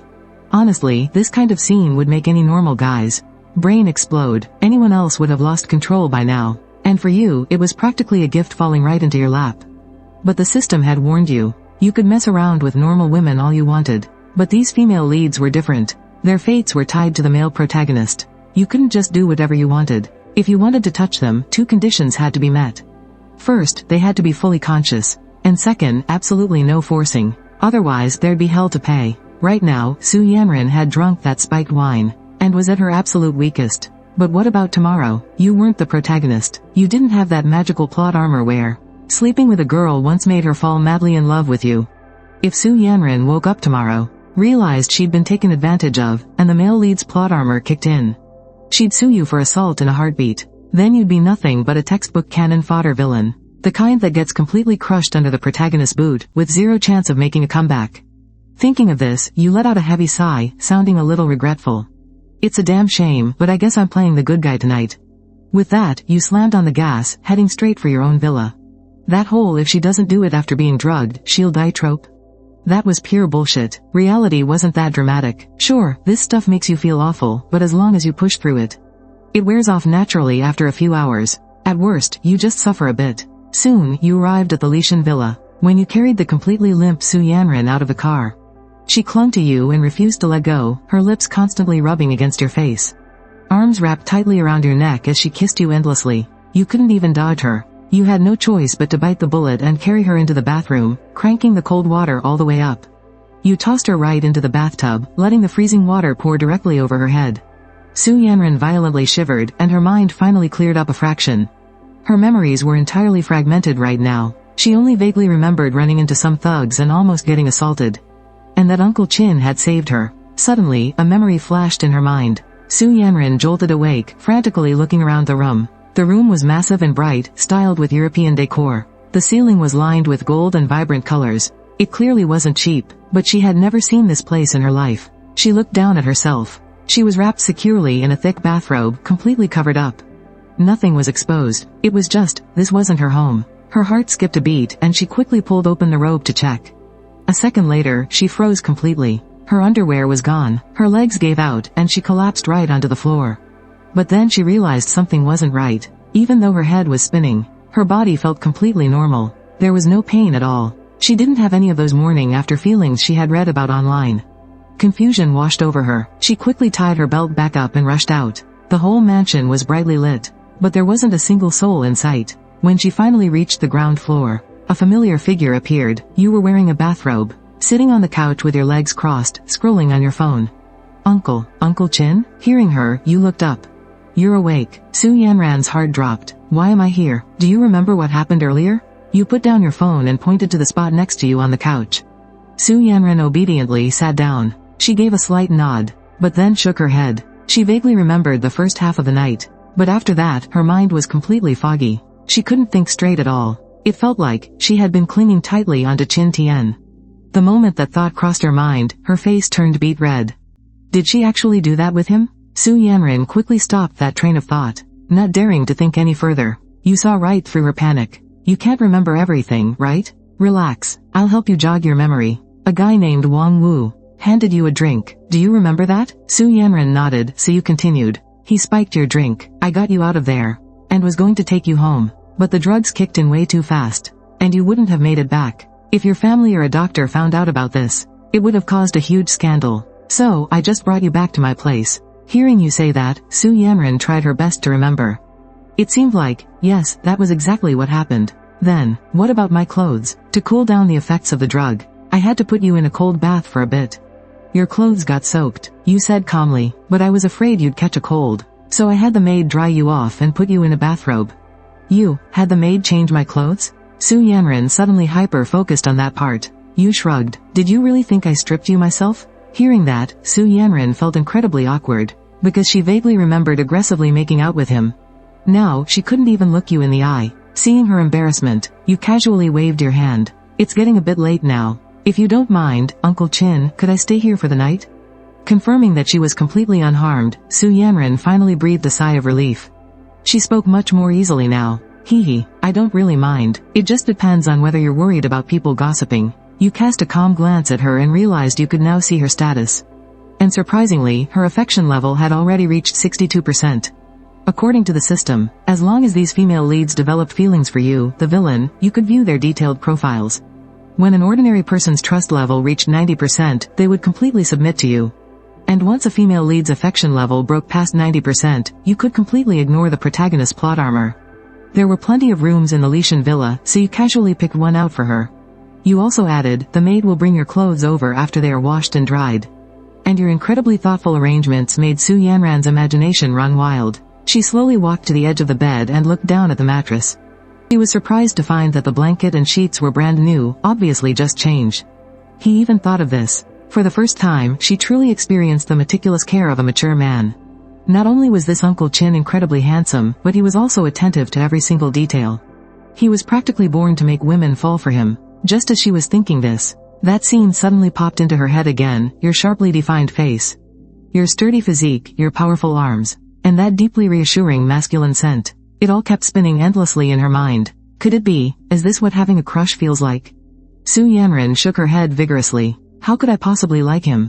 It's impossible. I'm only 4 years older than his son. But he's seriously so handsome, and so gentle and reliable. Hugging him must feel so incredibly safe. But he's my elder. I can't be thinking like this. Okay, fine. The angel and devil in her head had already started screaming at each other. Amidst the arguing, a wave of drowsiness washed over her. She didn't know if the alcohol hadn't fully worn off yet, or if the impression you gave her tonight was just too profound. When she woke up the next morning, her bathrobe seemed a little damp. Blushing, she quickly bundled it up and slipped into the bathroom. Later that morning, you looked at the bathrobe hanging outside in utter confusion. There are literally maids in the house. What is this girl doing? And she gifted me 200 villain points first thing in the morning? What on earth did she do? Unable to figure it out, you shook your head and walked away. Meanwhile, in a private room at the Blue Shell Bar, Brother Hu, twirling iron balls in his hand, stared at the security footage with an ashen face.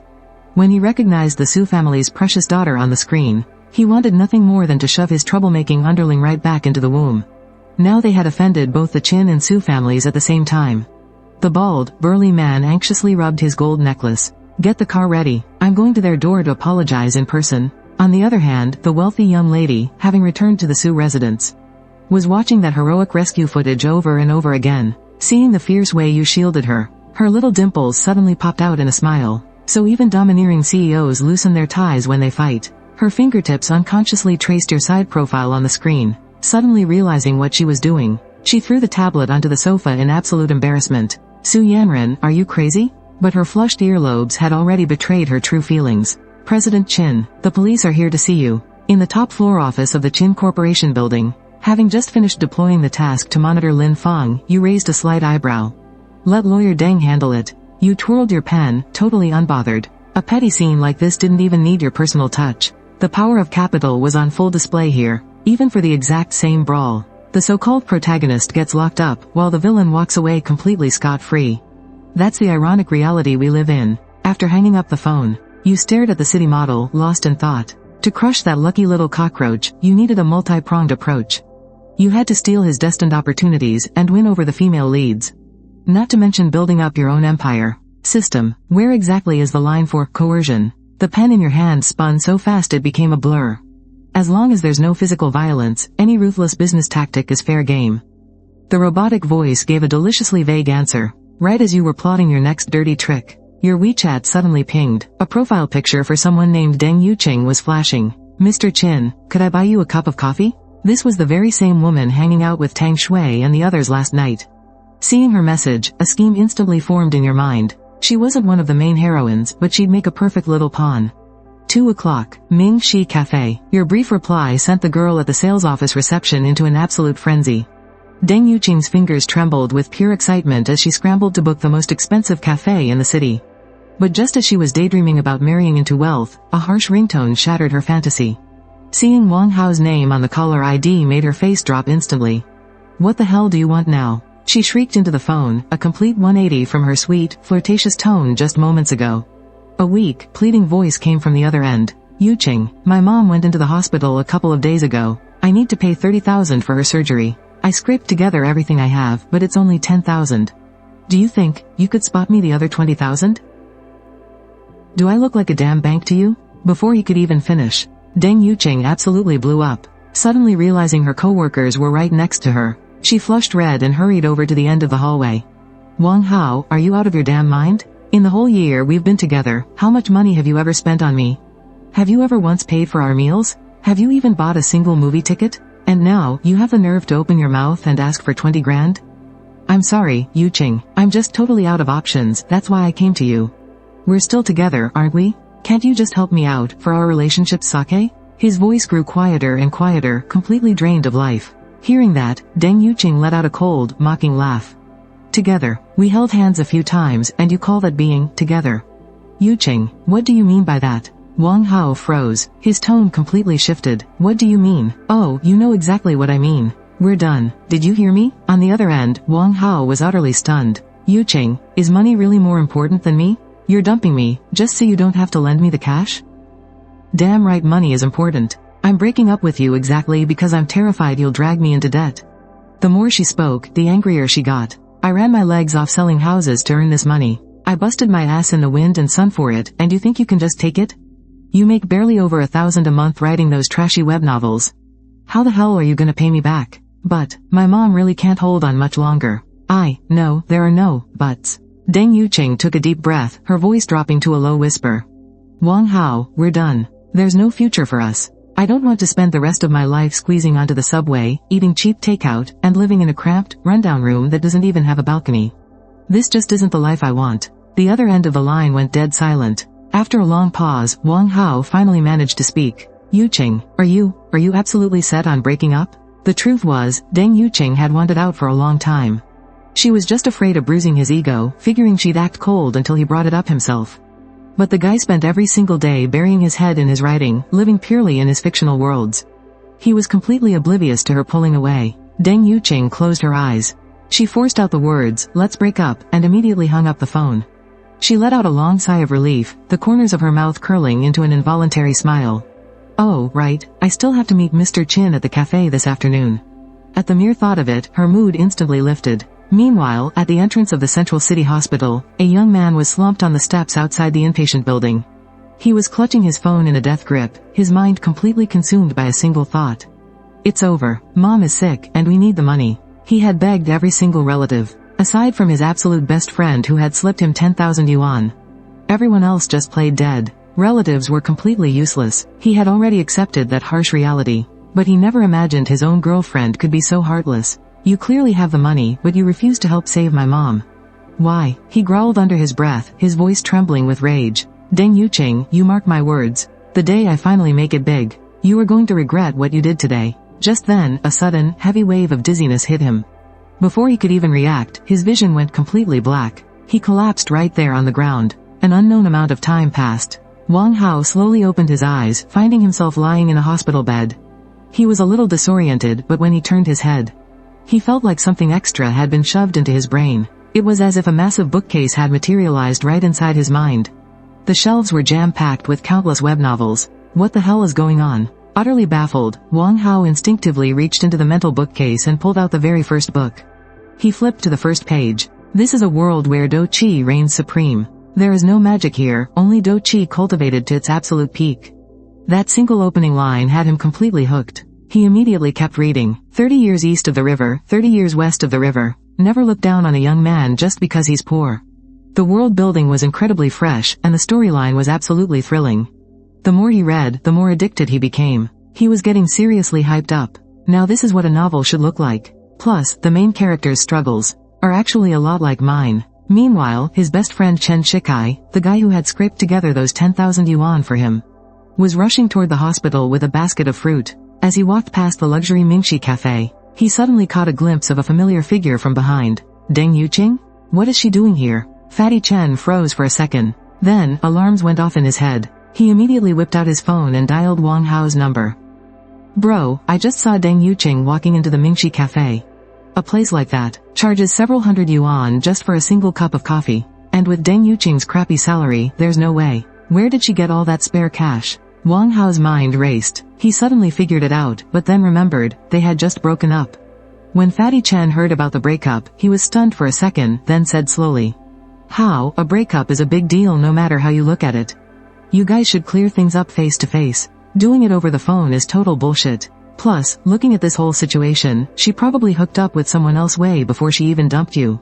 Are you really just gonna swallow that insult? Then what the hell do you want me to do? Wang Hao's voice suddenly shot up. Of course, he felt like absolute garbage inside. Deng Yuqing was someone he truly cared about, after all. If he could just let it go that easily, he wouldn't be obsessing every day about getting rich just to make her regret it. if you ask me. If she really is messing around with some other guy, screw being a gentleman. You need to confront her. Even if it gets ugly, you gotta demand the truth to her face. Wang Hao hesitated. Actually running over there to argue with her in person felt like he was begging. It was too humiliating, but the moment he thought about how cold and ruthless she was when she dumped him, he gritted his teeth. Fine, wait for me, I'm heading over there right now. Meanwhile, at the Mingxi Cafe, you arrived at the entrance with Li Jun and 4 bodyguards. Deng Yuqing spotted you immediately and eagerly raised her hand to wave. Mr. Chin, over here, you look absolutely stunning today. You smiled and threw that out the moment you sat down. Deng Yuqing grinned from ear to ear, secretly thrilled that all her dressing up hadn't gone to waste. You're such a charmer. Thank you, Mr. Chin. You brushed it off and cut straight to the chase. I hate beating around the bush, so I'll just be completely blunt. We only met for the first time yesterday. To say we're close, we're definitely not, and to call us friends is a huge stretch. For you to invite me out under these circumstances means you either want a business deal or you want to get a little more intimate. Given your current status, you're definitely not here to talk business. So the answer is obviously the latter. Deng Yuqing flushed bright red at your directness. She stammered, unable to form a complete sentence. Whatever you want to say, just say it. Since I showed up, it means I'm open to the idea. Seeing this, Deng Yuqing finally mustered up her courage and blurted out what she was really after. Mr. Chin, could you give me a chance? She was terrified that if she didn't come clean right then, her chance would slip right through her fingers. Hearing this, you just chuckled. Having the guts to admit what you really want makes you way better than those fake, bashful gold diggers. You want to be with me? No problem, but I have 3 rules. If you can agree to them, we can leave right now. Rule number 1. From this moment on, you are not allowed to get close to any other men. Forget dating, you can't even have so-called besties or guy friends. Rule number 2. I will never marry you and I definitely won't be exclusive to you. Rule number 3. From now on, I call you. You do not reach out to me first. My terms are very simple. That's it. You got straight to the point and poured out exactly what was on your mind.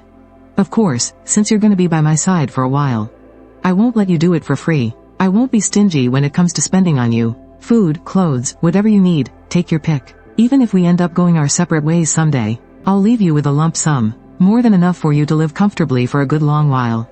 If you don't believe me, you can go ask that friend of yours.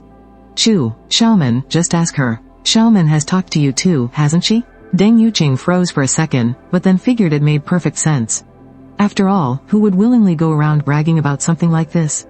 You have exactly 2 minutes to think it over. In 2 minutes, I want a straight answer from you. Mr. Chin, will you look down on me? Deng Yuqing bit her lip, holding back a direct answer. She knew damn well that what she was doing would look cheap and shameful in anyone else's eyes. But your answer completely caught her off guard. Not at all. We only live once. There's absolutely nothing wrong with wanting a comfortable life. All that gossip out there? It's just coming from bitter people who don't know their place. But you're different. You've got the looks. You've got the body. You have every right to use what you've got to demand a better life. Why on earth would I look down on you? Deng Yuqing almost thought she was hearing things. It was the very first time someone had talked about being a sugar baby, with such brutal honesty. Like it wasn't dirty or shameful at all. Do you honestly think I need to make up sweet little lies just to make you happy? You shot her a sideways glance, your tone dripping with sarcasm. Sweet-talking women is a game for losers with too much time on their hands. You, Qin Tian, would never stoop to something so incredibly boring.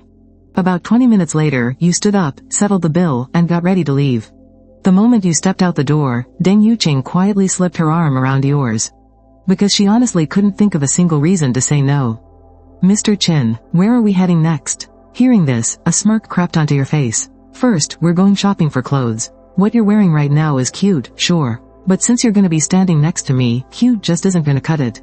Hearing that, Deng Yuqing's heart totally skipped a beat. Is this what it feels like to bag a rich guy? Just one word, and the black card comes out. No wonder so many girls would rather be a sugar baby than spend their whole life struggling with a broke loser. She thought back to Wang Hao taking her out for spicy noodles and strictly picking street stalls under $10. A sudden wave of bitterness washed over her. Suddenly, a loud shout snapped her right back to reality. 2 dark figures came rushing out from the corner of the street.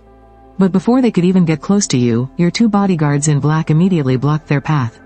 Deng Yuqing squinted and gasped. Wang Hao? What are you doing here? You're asking me what I'm doing here? Deng Yuqing, I was so damn blind about you. Wang Hao shot you a venomous glare, his words dripping with pure spite. Next to him, Fatty Chen was staring at you stepping out of that luxury car, his eyes practically bulging out of his skull. You just dumped me this morning, and by the afternoon, you're already hooking up with some rich prick? You really are such an innocent little saint, aren't you? Deng Yuqing was so furious she wanted to scream right back at his face. But she swallowed her anger, wanting to explain the situation clearly to you first. But before he could even get a word out, you raised your hand and cut him off. I will give you 5 minutes. After saying that, you didn't even spare them another glance. Under the heavy escort of your bodyguards, you got into the luxury car. Wang Hao and Fatty Chen were completely blindsided by your reaction. They had originally come to show off, hoping to air out Deng Yuqing's dirty laundry right in front of your face. They wanted to humiliate her, but you didn't even take the bait. Without even batting an eye. Wang Hao, instead of taking proper care of your sick mother, what the hell are you doing here stirring up trouble? Seeing that you were already in the car, Deng Yuqing seized the perfect chance to fire back. Hearing this, Wang Hao's temper instantly exploded. Deng Yuqing, if you had met someone else after we officially broke up, I wouldn't have a damn thing to say. But what the hell is this right now? We haven't even officially split up, and you're already latching onto a new man. You think that's something to be proud of, huh? You never used to be like this. Wang Hao's tone dropped, revealing a deep sense of disappointment, his voice softening considerably. You know perfectly well that these rich guys are never short on women. Sure, he treats you well right now, but the moment he gets bored, he'll just kick you to the curb. What are you even hoping to get out of this? Even if I do get dumped, it is still 1,000,000 times better than wasting my life with you. Deng Yuqing finally couldn't hold back anymore and brutally cut him off. Wang Hao, stop lying to yourself, okay? President Qin has the looks, the money, and the power. What is so wrong about me wanting to be with him? Even if he throws me away in the future, that would still be my own choice. It's still better than spending the rest of my life with you, barely even able to afford a decent meal. You need 20,000 to pay for your mom's medical bills, right? Fine. I will transfer it to you right now. With that, she whipped out her phone. With a quick swipe of her finger, 20,000 was instantly wired into Wang Hao's account. Then, she shoved the successful transfer screen right in Wang Hao's face. This is your breakup fee. From me, to you, she enunciated, word by painful word. Pointing her finger from herself to Wang Hao. A woman throwing money at a man to dump him was truly a rare sight. From this moment on, we are completely even. We have absolutely nothing to do with each other anymore. That is it. We are done. Without looking back, she turned on her heel and strode straight toward your luxury car. However, right at that moment, the system in your mind suddenly chimed in. Successfully stole the protagonist's ex-girlfriend. The storyline has begun to alter. Gained 300 villain points. Villain points have now reached the threshold to unlock a new skill. Do you wish to draw immediately? Not right now. You had originally just intended to use Deng Yuqing as a pawn to deal with that whole mess involving Tang Shui. You completely didn't expect to score extra perks along the way. That guy, Wang Hao, was obviously Deng Yuqing's ex-boyfriend. You could tell that much with a single glance. But the system actually announced that stealing the protagonist's ex-girlfriend was a success. Which meant, Wang Hao was actually the protagonist of this entire story. That meant the role you were currently playing was the classic rich kid destined to be crushed by the protagonist. System, scan him for me. Seeing Deng Yuqing striding over, you quickly locked onto Wang Hao with your peripheral vision. Scan complete. Name, Wang Hao. Luck value, 72. Target's aura of luck is currently in a rising phase. Current values cannot be precisely measured. You stared at that luck score of 72, almost thinking your eyes were playing tricks on you, but the moment that tiny line of text popped up below it, you quickly caught on. This guy must have just bound his protagonist system. His destiny hasn't fully kicked in yet, which is why he hasn't started his big underdog comeback. The crazy part is, there is actually more than one protagonist in this world. You scoffed to yourself, even though you didn't score a ton of villain points this time around. At least it gave you some solid new leads. I am so sorry, Mr. Qin. I shouldn't have made you wait. You glanced over at Wang Hao, who was still standing there like a deer in headlights. Too lazy to give him another look, you just told Li Jun to drive off. Was that guy back there your boyfriend? Oh, Mr. Qin, no. We just grabbed dinner a couple of times in the past. Watched a movie together. The most we ever did was hold hands. Listening to Deng Yuqing desperately try to explain herself, you let out a soft chuckle. Relax, I was just asking. Even if you two really had a thing, I wouldn't care anyway. Let's go pick out some clothes for you first. Deng Yuqing nodded frantically. A rags to riches protagonist like Wang Hao was way easier to deal with than those overpowered, all-knowing types. So, you weren't in a rush at all. Xiaoman, did you talk things out with Mr. Qin yet? Taking advantage of the moment you closed your eyes to rest, Deng Yuqing secretly texted her bestie. How did you know about that? Chu Xiaoman was caught totally off guard. Never mind how I know. I just want to know how much he paid you for the breakup. Alright, fine, but you absolutely cannot breathe a word of this to anyone. If you go blabbing, we are completely done as friends. I swear, I won't tell a single soul. 1 million. On top of all the stuff he gave me, he threw down 1 million cash when we broke up. Seeing the words 1 million, Deng Yuqing was completely stunned. She had no idea the ultra-rich threw around that kind of crazy money. On her current salary, she would have to work for almost 10 straight years without spending a single dime to save that much. Seeing that massive number, her mind was finally made up. She exchanged a few more quick texts with Chu Xiaoman, then hurriedly tucked her phone away. After all, she had to make sure her new sugar daddy was happy. By the way, how exactly do you know Tang Shui? You suddenly asked from the back seat. Deng Yuqing quickly replied, her co-worker and I are from the same hometown. We all hung out a few times and just hit it off. And what are you doing for work right now? And what's your relationship with Chu Xiaoman? I just run a little street stall downtown. Xiaoman and I were in the same class back in college. We have always been pretty tight. Deng Yuqing answered without missing a beat. You gave a slight nod and left it at that. Because, usually, whenever a protagonist rises to power, the ex-girlfriend always ends up as a stepping stone. Which meant that Deng Yuqing was a very useful pawn. Not only could she be used against Lin Feng, she might just help